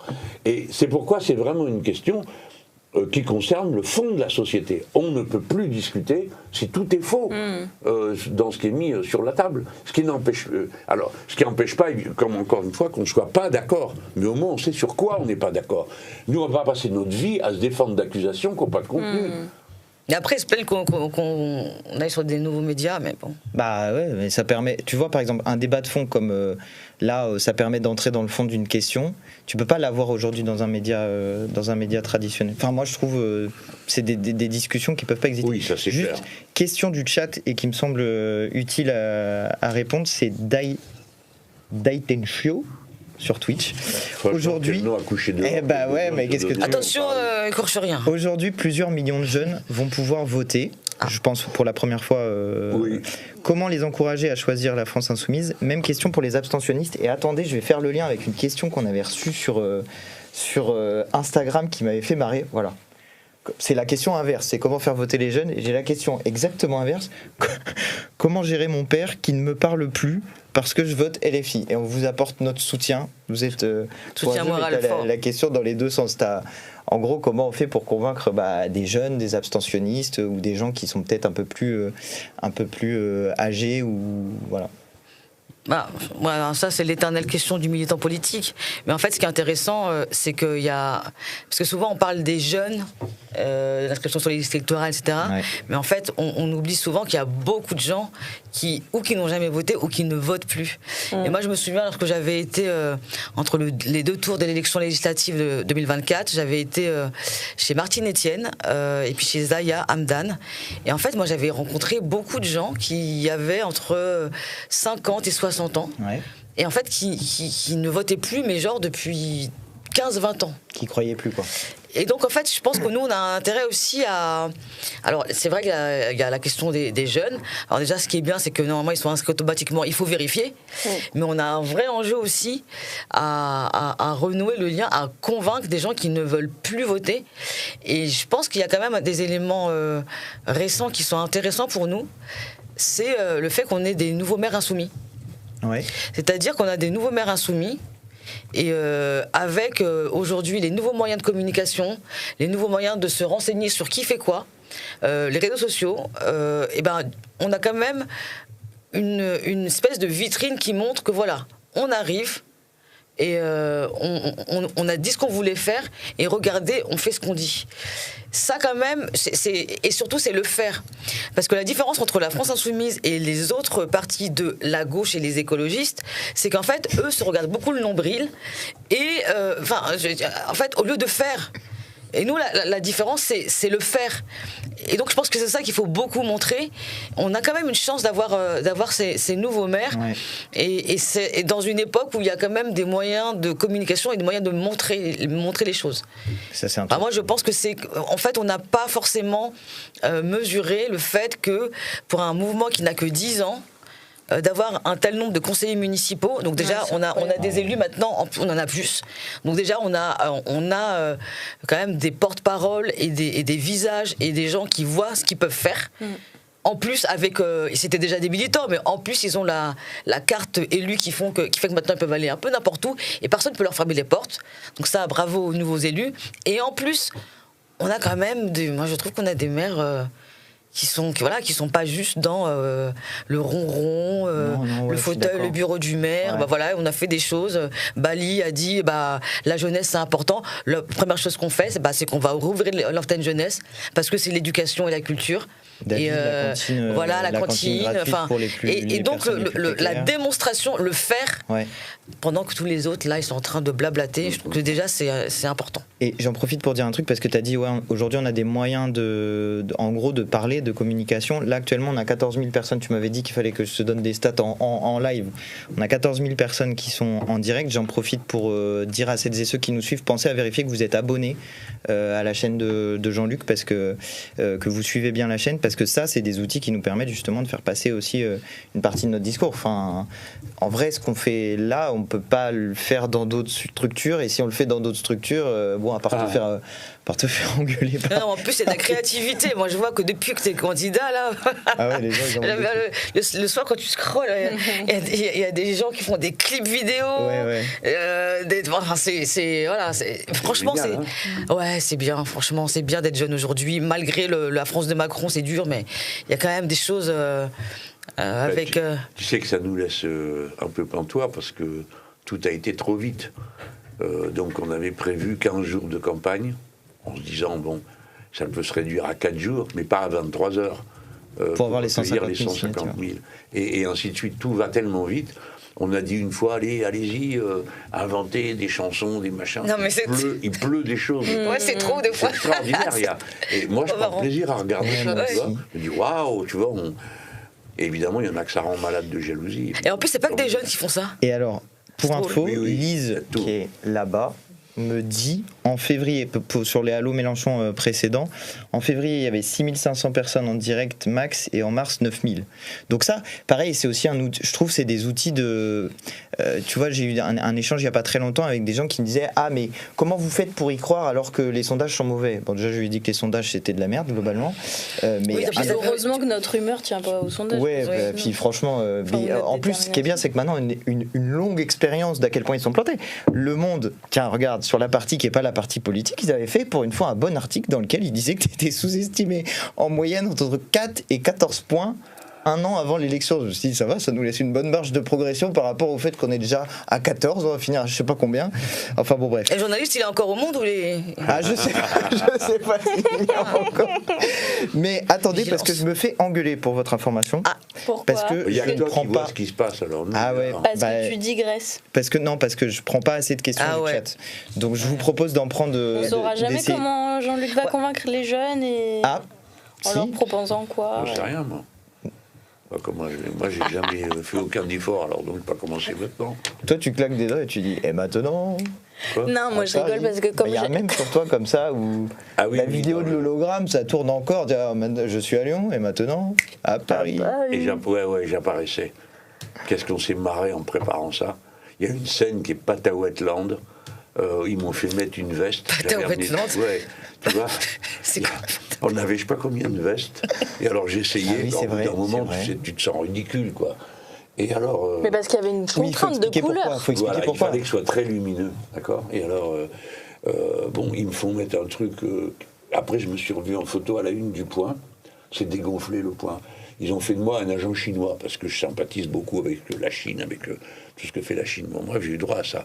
Après, juste la parenthèse, ils sont tellement dégonflés, ils ont eu une telle trouille qu'après, ils ont fait un hors-série spécial Chine, parce que quand même, il faut penser aux pesetas. Bon, bref, et alors, on me fait mettre une veste que j'aimais bien, pour être honnête, mais je me trouvais ridicule au bout de la 5e veste qu'on essayait. Alors, ça a marché. Et il y a une scène qui a été mise dans le film, tu l'as vu ? Oui, je m'en souviens, je me souviens très bien de ce moment. Je suis ridicule avec ça. Mais non, parce que tout le monde en est marre de mes conneries. Donc, allez, non, mais mets ça, et puis voilà. Et je lui dis, jure ta mère que je suis pas ridicule. Après, quand j'ai vu ça, la honte. Tu vois, parce que c'est pour ça que je dis pas. Ouais, mais ça, moi je trouve, ça fait partie. Enfin, ce genre de moment de campagne, c'est toujours une difficulté, je trouve, parce que il y a l'image de ce qui existe à l'extérieur de nous. Alors, si tu regardes notre image à l'extérieur, on est des terribles personnes, horribles, méchantes, dangereuses. Enfin, toute la liste de tout. En fait, ça marche pas trop fort leur affaire. Ouais, non, mais tu peux faire la liste de tous les trucs dépréciatifs du dictionnaire et puis tu nous les accoles. Mais de la partie faire voir ce qu'on est comme équipe, comme organisation, la manière dont on fonctionne. Tu vois, même quand tu disais tout à l'heure, je sais plus qui, Apathy, qui disait c'est pas démocratique, etc. Mais c'était telle méconnaissance de notre mode de fonctionnement et de notre manière de travailler, y compris sur les questions programmatiques, que moi je trouve ça hyper important d'avoir des moments où on montre, je sais pas comment dire, un peu coulisses, un peu. Oui, toi, tu vois, crois ça, toi. Moi, je pense beaucoup ça, parce que tu vois, par exemple, ce moment-là, pour toi, ça peut avoir l'air de rien. Et je me souviens qu'on avait dit, est-ce qu'on le laisse ou pas ? Est-ce que mais là, vous n'avez pas demandé mon avis. Ben non, parce que voilà, ben oui. Non, mais faut être nature peinture. Tu vois, regarde, vous avez la preuve que ce n'est pas Jean-Luc Mélenchon qui décide de tout. Si, c'est moi qui décide de tout. Vous avez la preuve qu'il râle, en tout cas, parce qu'il a pas décidé. Tous les jours, je prends mon téléphone, j'ai mis. Après, qu'est-ce que c'est que cette image ? J'assume, il faut assumer. C'est un boulot, quoi. C'est pénible, hein. Ça prend du temps. Prend beaucoup de temps. Moi, je fais le pari que c'est pas possible. L'autre soir, par hasard, je regarde, c'est Paul. Le journaliste qui est là, on pourrait mettre un passe-plat à sa place. Et il y a 3 ou 4 illustrissimes inconnus, avec une ou 2 figures qu'on connaît nous, qui sont les curés du printemps républicain. Oula. Tu vois le genre je les connais très bien. De France Info, les gens comme ça, quoi. Et alors, l'autre soir, je n'en revenais pas, il y en a un, il est marqué philosophe en dessous, je ne sais pas qui est ce pingouin, et il dit oui, Madame Le Pen, les socialistes, on n'en parle pas. Ouais, j'ai vu ça. Tu l'as vu ça ? Ouais, j'ai vu. Attends, et l'autre à côté qui dit oui, non, mais on encombre nos discussions politiques de fantasmes. Par exemple, il y a une libido pour Bardella, de l'anti-libido Mélenchon. Oh là là. Alors, non, mais attends, tous ces gens-là, qu'est-ce qu'ils croient ? Fondamentalement, que les gens sont des imbéciles. Oui, c'est ça. C'est exactement ça. Et leur émission, elle se donne à côté, nous on pense, etc. Mais est-ce qu'ils se rendent compte que les gens qui pensent vraiment je veux dire, qui sont un peu lettrés et tout, regardent ça, sont consternés de la médiocrité lamentable d'une scène pareille, quoi. Bon, moi, j'ai arrêté de regarder ça. Mais bon, je suppose qu'il y a des gens qui l'ont regardé jusqu'au bout. Non, mais déjà, comment convaincre les jeunes? Arrêter de les prendre pour des cons. Et en fait, le problème, voilà. c'est que aujourd'hui, en fait, on a une classe politique, une classe journalistique, médiatique, en fait, qui ne comprend pas qu'en fait, on ne peut plus faire avec les jeunes aujourd'hui ce qu'ils faisaient avant. Exactement. Mais d'abord, les jeunes vont chercher les informations plus vite qu'eux, mieux qu'eux, peuvent aller à des sources d'informations, de culture dont ils ne disposaient pas avant, plus variées. Et moi, je regarde par exemple, parce que moi avant j'étais au PES, donc j'ai fait des universités d'été, j'ai fait les fondations Jean Jaurès. Là, on regarde aujourd'hui l'Institut La Boétie. Et en fait, je suis désolée, mais le truc Fondation Jean Jaurès, mais c'est has-been. En fait, j'ai l'impression qu'on est dans des univers totalement distincts. Ouais. Et ce qu'ils ne voient pas, c'est que les choses, enfin les réflexions qu'on présente, en fait, sont aujourd'hui totalement en phase avec toute une partie de la jeunesse qui parle à d'autres jeunes, y compris des jeunes qui ne sont pas, je sais pas, aujourd'hui on a des jeunesses beaucoup très mêlées, donc dans le même groupe tu as un qui est étudiant, l'autre qui ne l'est pas, enfin, et je trouve que malgré tout, même s'il y a quand même une volonté de la droite, de la Macronie, de cloisonner les gens, de faire en sorte que les gens soient isolés, bah, en fait il y a quand même des horizons qui sont ouverts à la jeunesse, et en fait dans ce cadre-là, pas les prendre pour des abrutis, quoi. Et ça, je pense que c'est un truc qu'on fait. Ça, c'est l'argument de fond. Bah oui. Clémence, qu'en dis-tu? Ah ben non, je partage. Je suis parfaitement d'accord. Ça, c'est d'accord. le truc, c'est la botte secrète. Ils le savent pas. Ils se croient importants et ils ne réalisent pas qu'on est au XXIe siècle. Tout ce que tu dis, que les gens cherchent, connaissent. Et alors, il y a une nouvelle manière de savoir ou de comprendre ou de juger, mais elle est vachement efficace. Et tu vois, l'idée générale, c'est que les gens seraient moins instruits qu'auparavant. C'est le contraire. Ah non, mais moi, ça m'énerve ce truc-là. Ça m'énerve. Enfin, ah oui, non, mais c'est comme, le fait que, alors évidemment, il y a des choses. Enfin, et donc on revient à ce que tu disais, Clément, sur la question de l'éducation aux médias, l'éducation, débunker les choses. Mais en fait, je suis désolée, mais moi, franchement, j'aimerais tellement avoir. Ah oui, c'est ce que tu dis. Ouais, j'aimerais tellement avoir 25 ans aujourd'hui, parce que il y a des ressources quand tu es curieux et que tu veux faire des choses.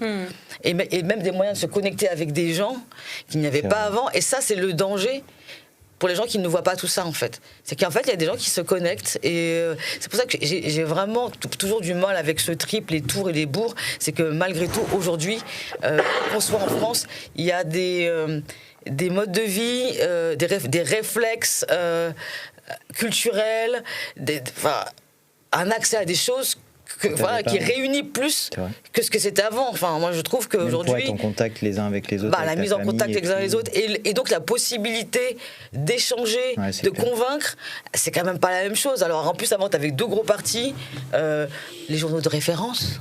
Voilà. Maintenant, c'est plus ça. Donc, il y a d'abord d'autres journaux, il y a des nouveaux médias. Et en fait, notre force, c'est que eux ne voient pas ça. Non, et Evie, pardon, moi, ça me fascine parce que comme j'en viens, je sais très bien que c'était pas mieux avant. Mais il y a des jours, tu vois, ça paraît lunaire, la vie dans laquelle on est. Autrefois, c'est-à-dire il y a à peine 20 ans, jadis, à 11h apparaissait le journal Le Monde. Et il donnait la ligne qui était. Il arrivait à 11h et il arrivait en région, en province, on disait à l'époque, le lendemain. Donc, ah oui, c'est vrai. Toi, tu étais le mardi et à 11h, tu avais le journal du mercredi. Le lendemain matin, mercredi, les gens dans les provinces avaient le journal du mercredi. Et toute la presse régionale était alignée sur le tri de l'actualité, car les gens ont du mal à comprendre ça. L'actualité, c'est une production. Parce que la vie est en fouillis de faits, il faut trier dedans. Donc le Monde avait choisi, et tout le monde faisait la même chose. Maintenant, c'est plus vrai. La journée commence, c'est souvent le Parisien qui commence la journée. Et puis, juste derrière, les chaînes d'information en continu se mettent à dégoiser. À ce moment-là, il y a eu une paire, maintenant ça a encore changé. Il y a eu un moment, c'était BFM qui faisait le relais. Puis après, ça prenait, boum. Donc, tu as un monde qui vit à un rythme, et un autre qui vit à un autre rythme qui n'existe plus, qui ne correspond plus à rien, mais ça dérange personne. On continue comme avant. Qui continue comme avant? Ceux qui se croient importants. par exemple, la discussion qu'on a sur les médias, et tout ce que tu viens de dire sur l'intensité des relations entre les gens. Donc moi, je vais à TF1 parce que c'est prévu que c'est comme ça. Normalement, c'est le moment solennel. T'es en marbre, là, tu vois, et tu fais ta déclaration de candidature. C'est plutôt normalement cool, il n'y a pas d'agressivité. Bon, moi, je suis droit à un petit acte, mais c'est pas grave. Et puis après, je suis allé sur Brut, qui est un média numérique, d'accord ? Alors, bon, premier temps, 5 300 000, je sais pas combien, sur TF1, et beaucoup moins Brut. 48 heures après, Brut fait 2 fois le nombre de replays qui ont été faits par TF1, qui est pourtant une puissance émetteur, certainement le plus puissant du pays dans l'officialité. Et après, ça continue. Moi, je te parle de mon bilan, juste le mien, mes chaînes à moi. Résultat, 40 millions. Rien que pour moi, sur ces 2 trucs-là. À côté de ça, qu'est-ce que je vais m'emmerder ?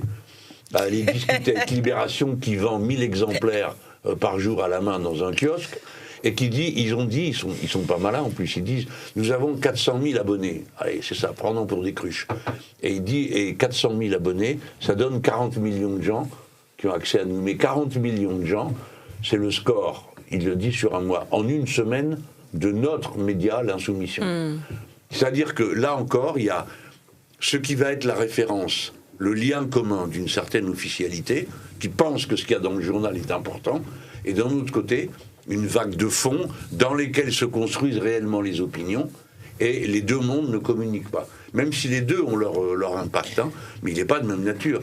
Nous, on a fait un truc ici, pour mesurer, parce qu'on est en campagne, donc on est des gens super sérieux et concrets, on a fait un top 13 des Insoumis, qu'on décompte. La semaine de la déclaration de candidature, vous avez tous, quel que soit votre compte, relayé, pris un truc, etc. Et le top 13, en m'enlevant, hein, c'est 90 millions de vues. Quand on m'a dit 90 millions, je croyais qu'il y avait un zéro de trop. Sur 13 personnes. Ouais. Tu te rends compte ? À 13. Ah ouais. Donc, mais ça veut dire que nous-mêmes, on ne se rend pas compte de cet univers parallèle. Alors bien sûr, il y a des doublons, ça va de soi. Parce qu'il y en a qui te suivent, qui le suivent, qui te suivent. Mais en tout cas, la proportion nous montre qu'il s'agit d'un fait de masse. On ne va pas le prendre littéralement au pied. Mais donc, on a une circulation de l'information qui se fait dans 2 paliers. Et nous ne dépendons plus de nos calomniateurs.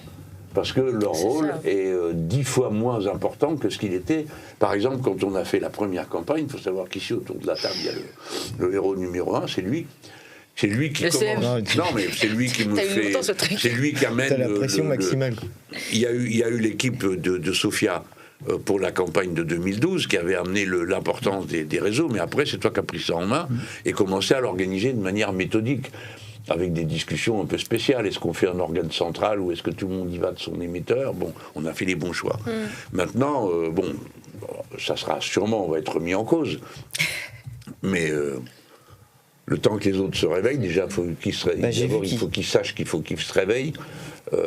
Tu vois, regarde, on fait une déclaration de candidature, on rassemble 150 000 signatures de gens qui téléphonent pour s'inscrire, pour soutenir ma candidature. Toute la bande des ratapoils, là, ils font une déclaration commune. Alors, il y a tous les très importants du monde, Hollande, Jadot, et même M. Cazeneuve, qui est si respectable, et blablabla. Je comprends pas 3 semaines après, ils en sont à 20 000 signatures.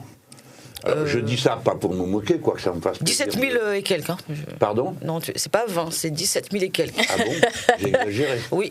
Ça, tu parles de Cazeneuve, du Jadot, mais Glucksmann. tu vois, le pire, c'est pas, je veux dire, après tout, c'est la vie. Hein, tu mènes une bataille, des fois tu te plantes. Bon, enfin, des fois, et souvent, ils se plantent.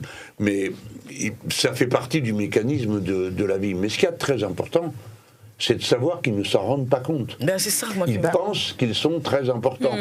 Ça commence, j'ai l'impression, parce que j'ai eu la délectation de lire un article il n'y a pas très très longtemps où, je crois que c'était des socialistes qui parlaient et qui disaient on on regarde ce que fait la France insoumise, on a beaucoup à apprendre d'eux sur le... Non. Non mais en toute matière, ils disent ça, mais après, c'est ça, parce que moi je continue quand même à être étonnée, à me demander combien de tôle électorale il leur faut pour se dire que peut-être qu'ils ont arrêté de parler au pays, tu vois, parce que ce que tu dis là sur les réseaux, bon en fait c'est notre réflexion sur les outils, bon une fois qu'on a le fond, comment on le diffuse, parce que c'est bien beau d'avoir un joli programme, etc. Encore faut-il que les gens l'aient vu. Le truc qui nous a différenciés tôt et qui, je pense, tient à toi et à une curiosité aussi personnelle, c'est le fait de ne pas avoir de mépris pour les nouveautés, pour les nouvelles façons notamment les jeunes générations, de s'informer, de discuter ensemble, etc. Je pense que eux partent d'une posture qui est celle du mépris. Tu dis, ils se prennent pour des importants. Je pense que c'est ça. Ils se prennent pour des importants et pensent que leurs habitudes de vie sont celles de tout le monde, quoi. Ou en tout cas ils s'en fichent de savoir si c'est celle de tout le monde ou pas, et ils ont une posture, voilà, un angle moral, ça pue la merde, les réseaux sociaux, on peut pas trier, tout le monde peut même y dire ce qu'il veut, enfin voilà, et je pense qu'il y a les députés TikTokers. Cette posture de supériorité, je pense qu'ils sont en train d'en revenir, parce qu'ils voient aussi quand même notre puissance émettrice. Mais après, second problème, c'est qu'ils ont un tel retard dans la maîtrise de ces outils-là qu'il faut ramer et courir derrière avant de pouvoir les maîtriser. Ils ne les comprennent pas, quoi. Et surtout que c'est doublé. Enfin, tu parles du nombre de signatures pour parrainer ta candidature, mais après c'est dans les GA. C'est-à-dire que là, actuellement, il y a beaucoup de groupes d'action de la France Insoumise qui organisent des sessions d'accueil de nouveaux militants, des milliers de boîtes de tracts, de lettres aux Français qui ont été ça débite mis en carton. C'est pas juste voilà, c'est très concret. Ah oui, c'est vrai que c'est toi maintenant le chef de la propagande. Mais 2,5 millions, non mais j'ai plus qui a dit le chiffre. C'est pas Manu qui avait dit ça dans sa... C'est Manu qui a fait une note de blog avec bien charpenté. Moi je trouve ça fou, 2,5 millions de lettres qui partent comme ça. Parce que, ah oui, alors si, il faut dire un truc, mais il y a des camarades qui organisent l'envoi au matériel, c'est juste à côté là, dans le siège, il y a des camarades, ils font des nocturnes. Ils s'organisent jusqu'à des 2h du matin, je crois qu'ils ont fait jusqu'à 2h du matin, pour pouvoir répondre à votre demande. Sachez que quand vous commandez des tracts sur Action Populaire... C'est des bénévoles qui font les paquets. Exactement, c'est une équipe bénévole qui organise l'envoi de colis dans toute la France et qu'on réussit l'exploit quand même, parce qu'il faut dire que c'est un exploit, mais l'exploit d'envoyer, ne serait-ce que sur...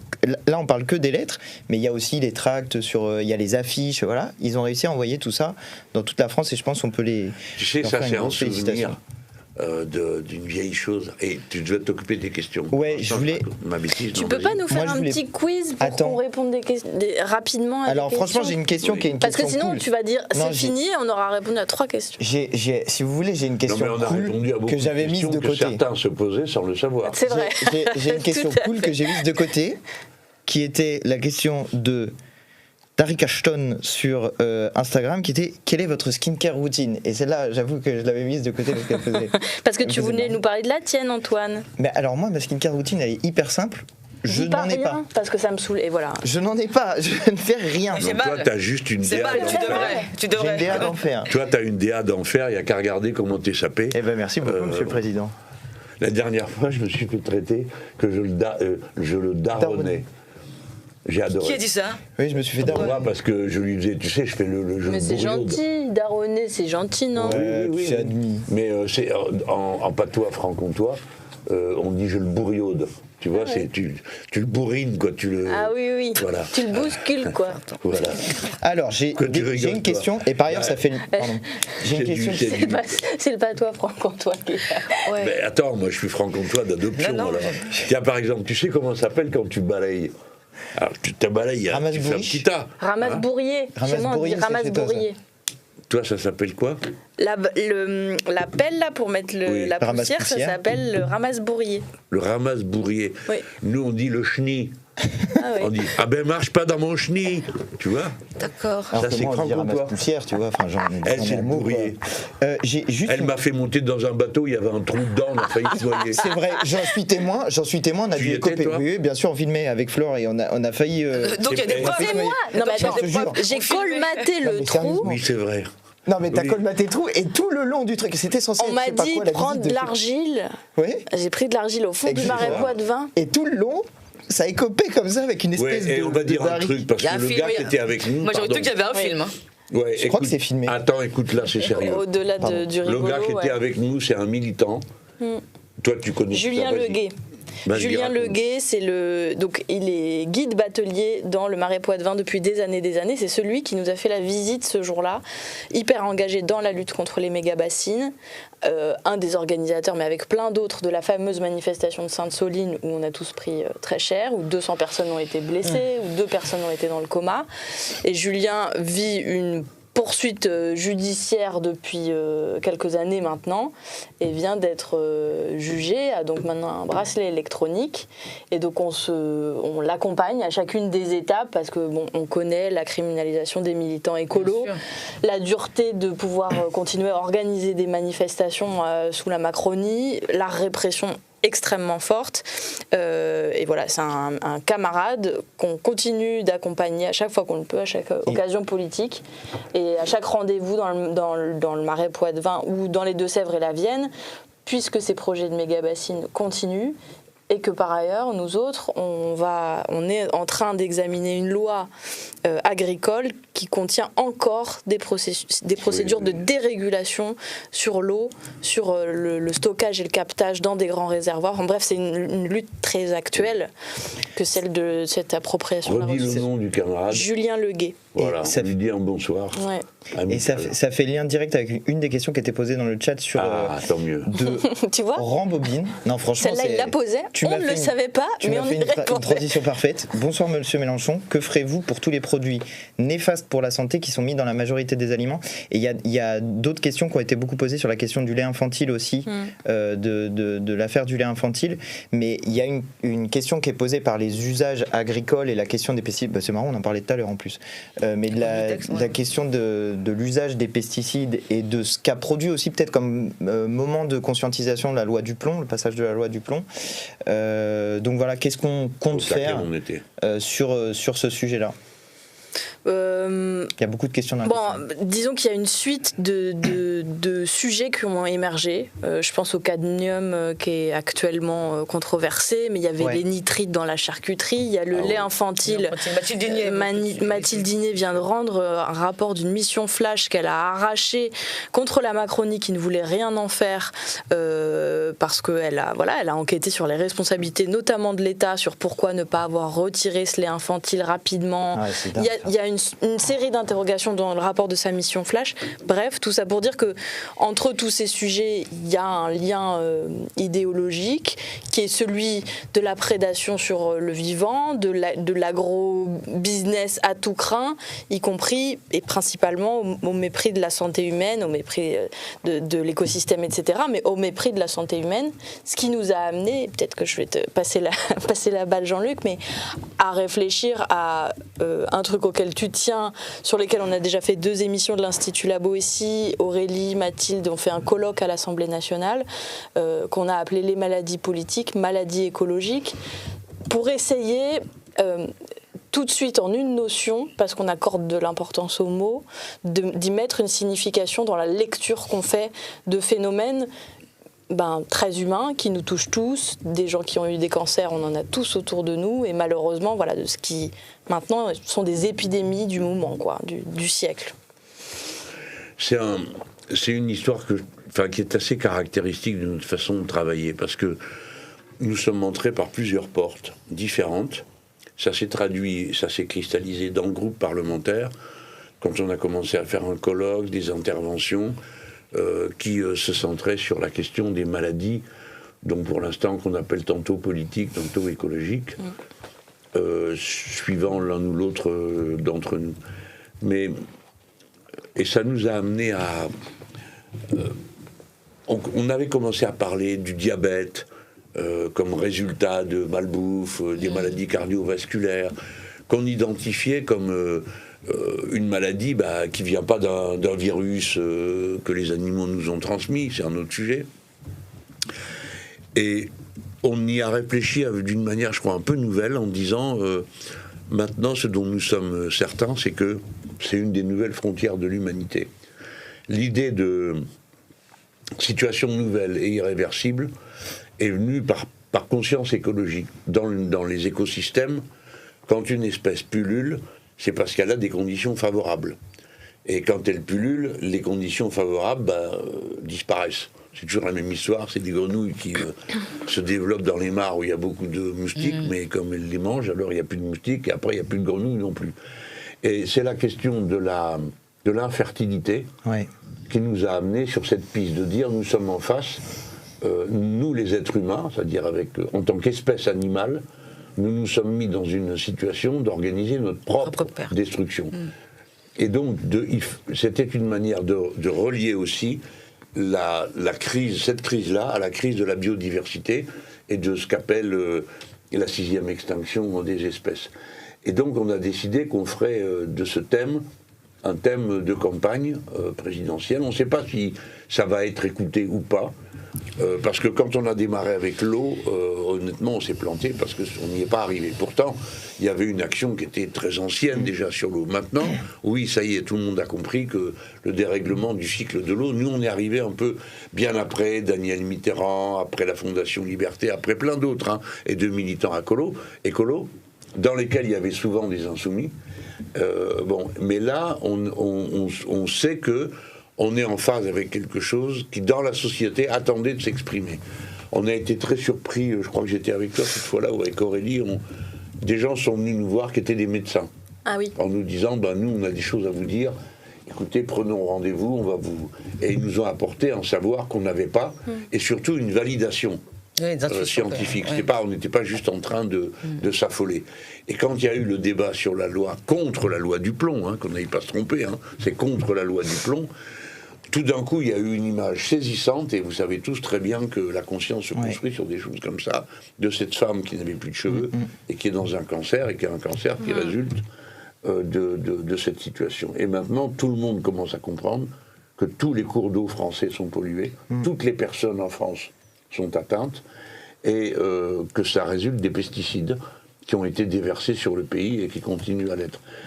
Et à partir de là, si vous voulez, on s'aperçoit que dans la manière de prendre conscience des problèmes, les gens entrent dans l'anticapitalisme par cette porte-là, bien plus que par n'importe quel discours qui paraît abstrait, tandis que quand tu commences à parler de ces sujets, il s'agit de tes gosses. Exactement. Et d'une injustice qui est d'une violence totale.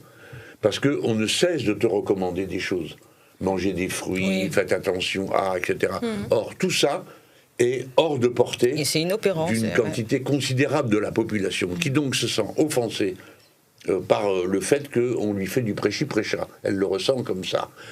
Et c'est sa dignité qui est en cause, en même temps que quelque chose qui te rend malade de peur, quoi. Quand tu réalises qu'on t'a fait donner à ton gosse des produits pour bébé... Ah ouais. Pardon, mais il faut voir, concrètement, ça veut dire que tout d'un coup, tu réalises que si des jours et des jours le mot murlait, c'est parce qu'il ne supportait pas ce qu'on lui faisait avaler. Et tu te sens horriblement coupable de cette situation. C'est terrible. Et donc, il y a vraiment une... Et les gens, à partir de là, ça y est, ça se met en route. On comprend. Ah oui, il faut qu'ils en vendent.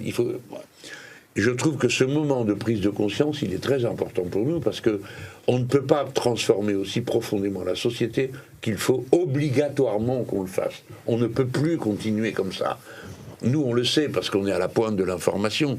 Mais pour ça, il faut que notre peuple il ait compris que ça ne peut plus durer, et qu'on en est vraiment dans des fondamentaux, et que ça porte évidemment à changer en profondeur le système de la production et de l'échange.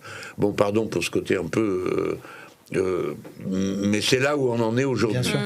Le sens de notre programme, c'est la transformation de fond en comble des conditions dans lesquelles vivent les êtres humains, pas par caprice idéologique ou parce que l'un d'entre nous a trouvé une idée géniale, mais parce qu'il s'agit de résister à un processus qui nous détruira sans ça.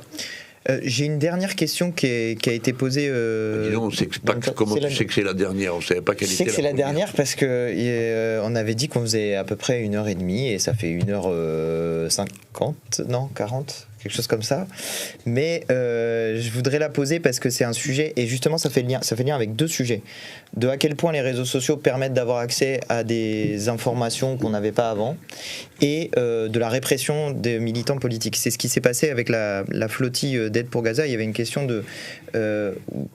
franchement, mettez des voyelles dans vos pseudos parce que c'est illisible. Wesh Carlos, je pense, mais il n'y a pas de E. Donc, bonsoir. Avez-vous vu ce que Ben Gvir a fait à la flottille d'aide pour Gaza ? Et pour dire à ceux qui n'ont pas forcément vu, donc il y avait des flottilles qui sont reparties une nouvelle fois en direction de Gaza. Les gens ont été arrêtés. Ils ont été arrêtés avec les mains dans le dos et mis à genoux sur le sol. Et il y a le ministre Ben Gvir, qui est donc un ministre d'extrême droite du gouvernement de Netanyahou, qui est passé en disant alors ils sont où les héros, dans une logique un peu d'humiliation, quoi. Est-ce que tu avais vu passer ça ? Vous aviez vu passer ces images-là ? À mesure que l'information arrivait, tous les copains ont réagi, je l'ai fait, tu as fait, tous on a fait notre petit message sur nos réseaux, parce que tout est insupportable. Le gouvernement Netanyahou a attaqué les vaisseaux de la flottille dans les eaux internationales. Donc quand tu fais ça, ça porte un nom, ça s'appelle piraterie. Donc normalement, quand un gouvernement, de manière délibérée, fait de la piraterie, le minimum de respect de la loi internationale consisterait à lui dire c'est pas acceptable. Les premiers qui ont réagi, c'est quand même... ça fait mal.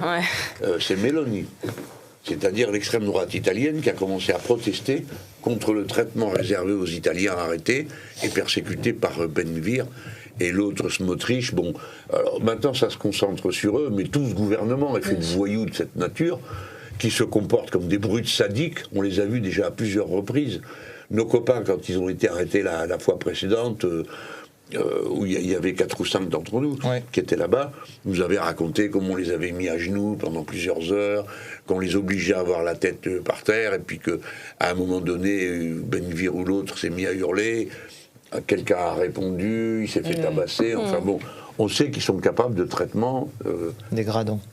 Et depuis, on a appris que les prisonniers palestiniens sont traités d'une manière épouvantable.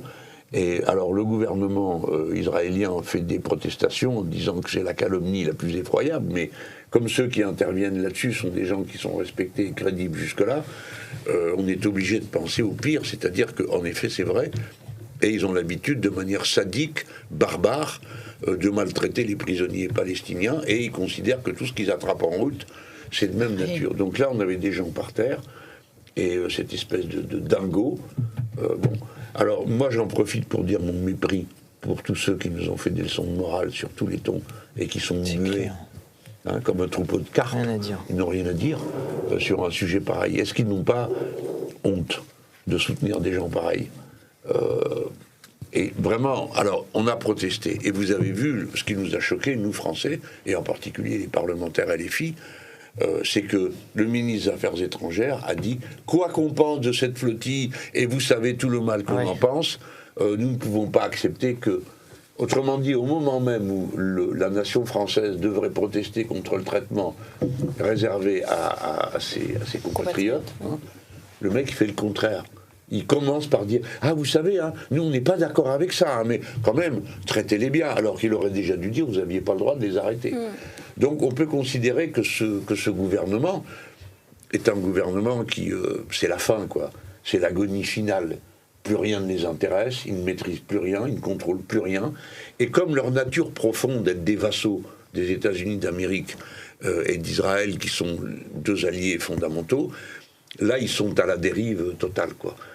Ils sont même plus capables d'avoir des réflexes minimums que même un fasciste italien a. Moi, j'avais ça à dire et je l'ai sur le cœur depuis tout à l'heure parce que...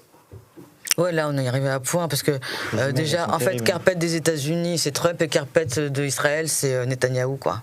Je veux dire, en plus, même, je sais pas, moi, c'est une question de dignité et de respect pour les Français, quoi. Je peux pas être représenté par des gens qui se couchent devant à la fois des criminels de guerre et des gens qui commettent des crimes contre l'humanité et un Trump qui est quand même le pire président des États-Unis. Même Bush à côté. Je suis désolé, c'est un peu décousu ce que je dis, mais moi je trouve qu'il y a un problème de dignité nationale. Mais on est tous dans un état, on n'en revient pas d'une chose pareille. On n'a jamais été abaissé comme ça. Non, plus personne ne respecte un Français maintenant, donc on peut le mettre à 4 pattes, lui cracher dessus, et il ne se passe rien. Sinon qu'on aura droit, je pense, à Meir Habib bientôt. Ça se voit même dans c'était très bien. Mais même dans d'autres situations, là, je trouve que le niveau de protestation, alors sur la guerre au Liban, sur la partie libanaise, où il y a des soldats français qui sont sous le tir. Il y a les nôtres en plus qui sont pas protégés. Je trouve que la réaction, la manière de traiter l'action de guerre du gouvernement de Netanyahou, elle n'est pas au niveau par rapport au risque que ça fait peser sur nos soldats. Et c'est nos soldats, c'est pour parler de la France, mais la population au Liban, c'est la finule, en plus, le nombre de personnes qui sont déplacées au Liban, on est à plus d'1 million de personnes qui sont déplacées. C'est des Français pour l'ONU, en fait. Exactement. Et qui sont censés être dans un rôle d'interposition et où, en gros, on les laisse dans une situation terrible. C'est pour ça que moi j'ai dit on riposte, parce qu'il y avait une doctrine française. Bah oui. Quand tu es à la finule, ça veut dire que tu mets des soldats français au service de l'ONU, c'est glorieux. Tu le fais sous uniforme et sous casque bleu. Bon, mais toi, t'envoies tes soldats sous commandement de l'ONU, parce qu'il y a un commandement militaire à l'ONU, pour faire partie d'une force d'interposition. Pas une force de balayage, ou une force c'est force d'interposition. Interposition, tu t'interposes. Et là, je vous avais dit que j'avais été très surpris quand nous sommes allés au Liban, parce que nous y sommes allés parce que nous savions qu'Israël envahirait le Liban. Rien de tout ça n'est surprenant. Et donc déjà à l'époque, Joseph Aoun, qui est l'actuel président du Liban, était chef d'état-major des armées libanaises et disait nous sommes capables de défendre notre frontière, et y compris de faire en sorte que personne depuis la frontière libanaise ne tire sur Israël, mais encore faudrait-il qu'on ait notre matériel. Personne ne l'a fait. Et on a cessé de dire, il faut équiper l'armée libanaise, parce que sinon, vous n'avez pas le droit de passer derrière en disant, il y a une milice qui a son propre comportement. Et on rappelle que la milice, le Hezbollah, est une composante du Liban. C'est pas un corps étranger. Il a une ligne politique, mais donc si on veut dire, nous soutenons le gouvernement, on lui donne les moyens d'être un gouvernement, d'être une armée nationale. Ça n'a pas été fait. Et là, les Libanais sont persécutés comme des Palestiniens. C'est exactement, et je ne cesserai de dire, chaque fois que vous laissez faire quelque chose, le coup d'après c'est pire. Ils leur font la même chose qu'ils ont fait aux Gazaouis, c'est-à-dire on annonce vous devez évacuer tel endroit. Est-ce que ceux qui nous écoutent se rendent compte qu'une alerte comme celle-là au Liban, elle peut arriver à 4h du matin? Et on dit vous avez 1 heure pour évacuer, on va bombarder, ou vous avez une demi-heure. Cette manière de sadique et de grossière, brutale, qui est destinée à tuer le plus de monde possible, exactement comme ils l'ont fait à Gaza, parce qu'ils veulent vider la zone sud du Liban pour l'occuper et l'annexer. L'occuper et l'annexer. C'est ça qu'ils vont faire. Et nos gouvernements ne font rien. Alors moi j'avais dit, déjà, quand on a affaire à un soldat français, il riposte. C'était Chirac qui avait dit ça. Alors on peut dire, dis donc, après tu vas nous mettre dans la guerre. Non, je ne nous mets pas dans la guerre. Je nous mets dans l'exécution d'un plan finul. Un plan ONU. Je ne comprends pas pourquoi on trouve curieux de dire, quand un soldat français reçoit, quelle que soit la personne qui leur tire dessus, il riposte, pourquoi on trouve ça extraordinaire de le dire, et vous verrez qu'on le fera un jour ou l'autre, mais qu'on trouve tout à fait ordinaire d'envoyer le porte-avions en pleine zone de combat, où on sait que, mécaniquement, au premier coup, on est obligé de répliquer. Oui. Parce que personne ne va dire, si quelqu'un tire sur le Charles de Gaulle, on va rien dire, on va dire, c'est une erreur, c'est tombé à côté, c'est pas nous qui étions visés. Donc je pense qu'il y a une cohérence de tactique et de réaction. On voit bien qu'il n'y a plus de gouvernement, il n'y a personne qui décide, ils s'en foutent, ils laissent tout ça se faire, et puis Barrot prend son air terrible de temps à autre pour venir nous insulter, nous, comme il le fait à l'Assemblée nationale, et je pense qu'il se croit intéressant. Je pense qu'on va souhaiter une bonne soirée à nos petits camarades. Pourquoi t'as pas répondu au gars qui demande comment dirait mon père qui ne parle plus parce qu'il me parle. J'ai posé la question. Parce que non, mais toi, c'est à toi d'y répondre. C'est à toi que la question était posée. Comment gérer mon daron? Comment gérer mon daron? Alors justement, ça va permettre. Écoute, ça fait lien avec une autre question.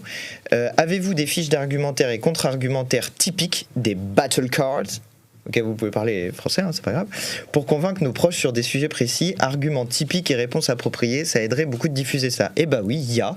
Vous pouvez aller sur le site Désintox www.lafranceinsoumise.fr et vous avez tout un tas d'argumentaires sur tous les sujets que tous les médias nous tapent dessus sur la tête. Vous avez la réponse à la question qui est posée à chaque fois. De toute façon, tu peux être sûr là maintenant, ça y est, tu l'as dit, il y a 14 000 personnes qui écoutent, il va y avoir un insoumis, un zinzin insoumis qui va faire un jeu. Un jeu ? Ouais, qui va fabriquer un truc, c'est sûr. Ouais. Ah oui, mais déjà, tu paries. disons un truc. Un jeu vidéo ? Clément, Non, un jeu vidéo, un jeu de table, j'espère. mais c'est sûr. Un jeu de société, ça c'est vrai. Toutes les semaines, nous faisons une note argumentaire sur Va y un avoir. sujet. L'Institut La Boétie, pardon, je place aussi. Ah oui, là, l'Institut C'est vrai. S'il vous plaît. Bien. les coprésidents. Ouais. Nous, on voit toutes les semaines. Et ça se diffuse parce que nous avons des référents maintenant de l'Institut La Boétie dans toutes les boucles départementales. Ah oui, c'est vrai. Et ils font eux-mêmes de la diffusion d'argumentaires ou des réunions argumentaires.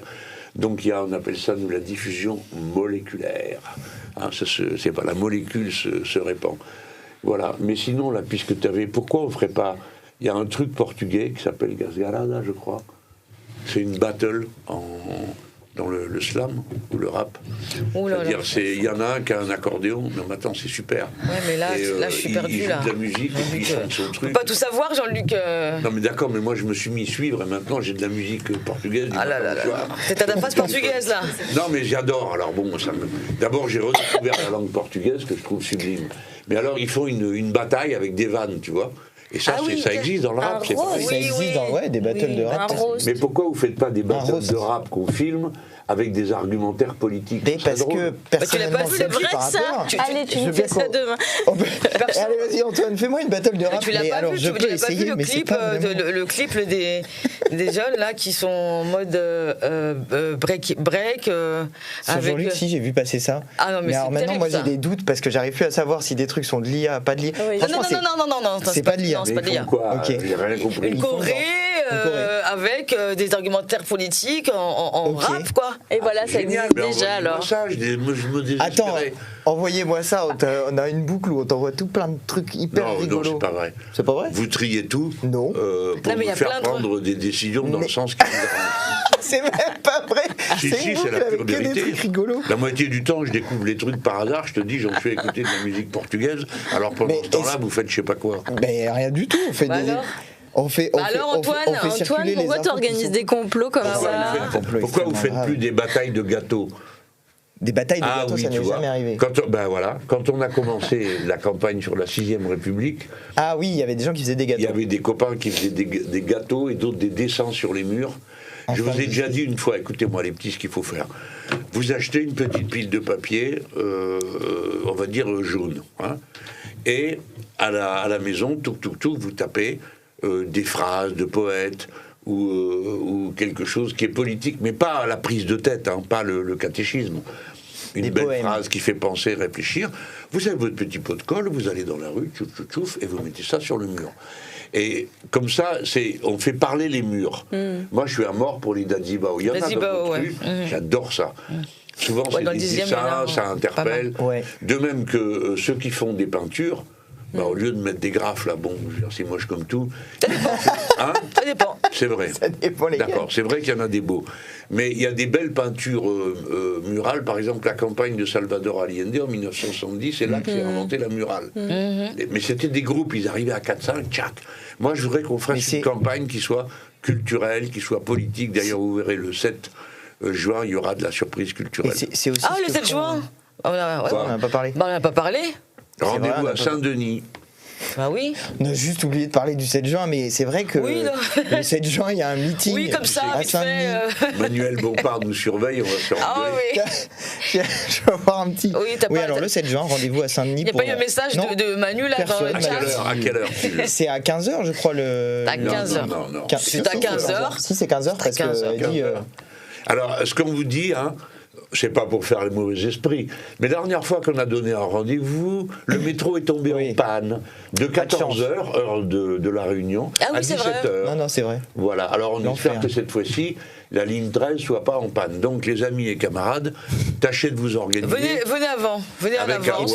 Ayez un plan B. Voilà, venez en avance et faites du covoit, faites organiser des départs collectifs aussi. Départs collectifs, il y a des cars en plus là. Il y a des cars qui sont organisés un peu partout. Vous pouvez d'ailleurs les retrouver sur actionpopulaire.fr. Ça me permet de répondre à une autre question, c'est qu'est-ce qu'on peut faire pour vous aider localement et s'investir localement. Il y a un site qui s'appelle actionpopulaire.fr que vous pouvez, sur lequel vous pouvez aller pour retrouver des groupes d'action. Et par ailleurs, on rappelle, mais si vous voulez soutenir la campagne de Jean-Luc Mélenchon et de la France Insoumise, signez sur mélenchon2027.fr. Et il y a plein de gens qui disent ouais, mais à quoi ça sert? On a passé après, ça vous mène à...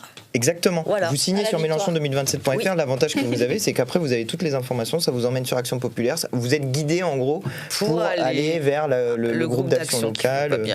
Avoir les infos, parce que du coup, comme vous avez, vous donnez votre mail sur l'inscription ou votre numéro de téléphone, du coup, vous recevez les informations de la France Insoumise et c'est aussi à ça que ça sert.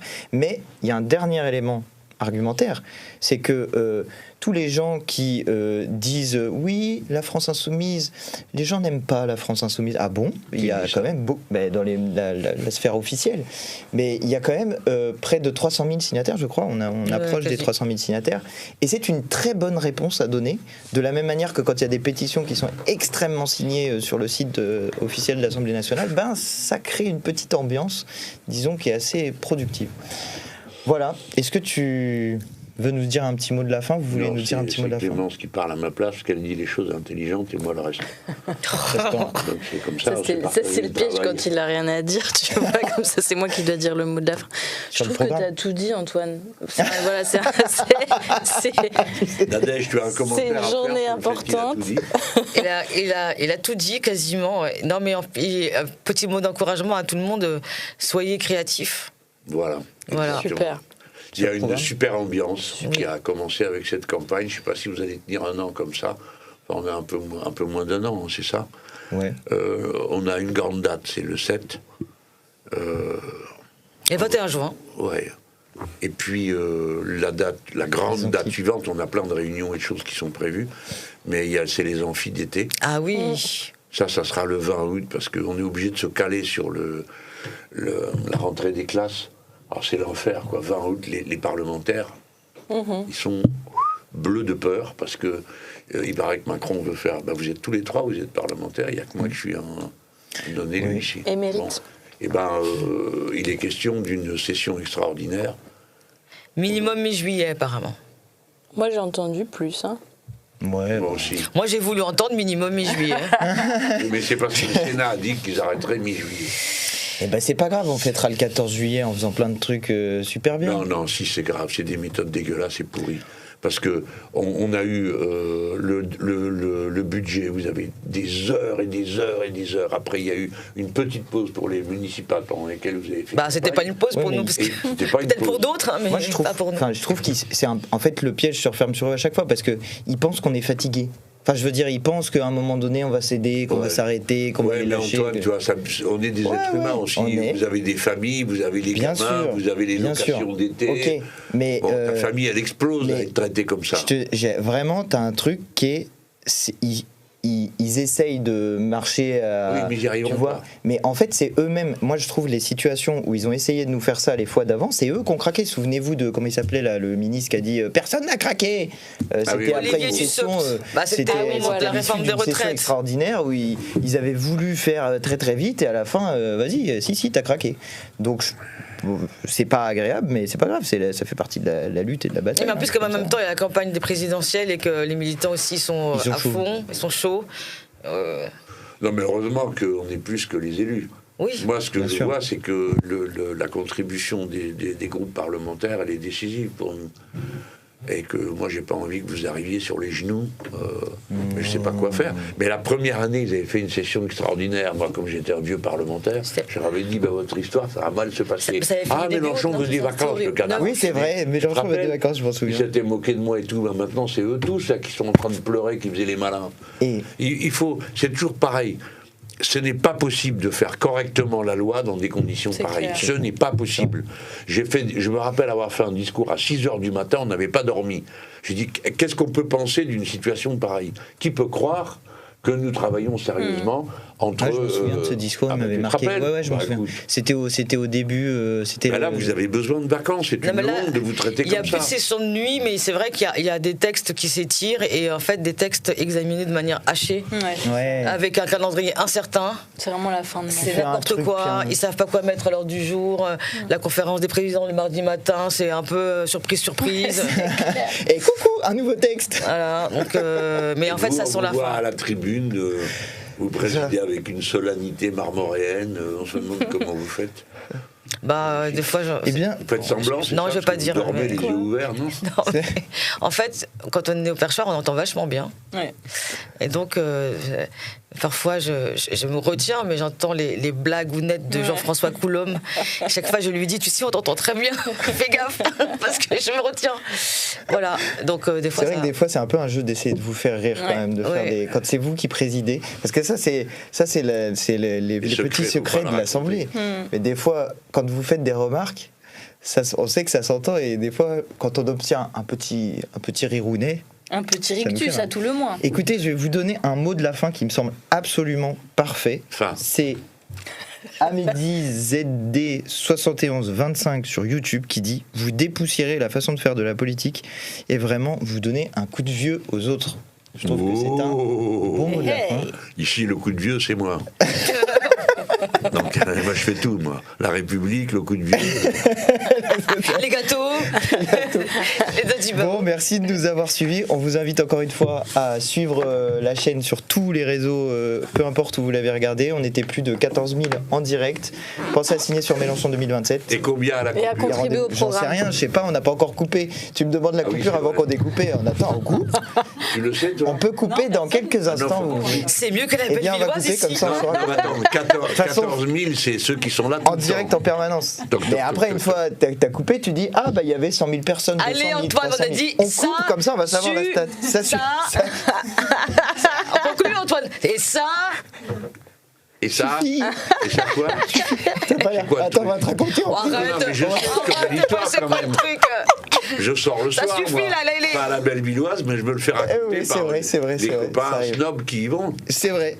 Écoutez, on vous souhaite Oui, tout à fait. une très bonne soirée. Contribuez sur le programme. Rendez-vous le 7 juin et voilà. Le 7. Le 7.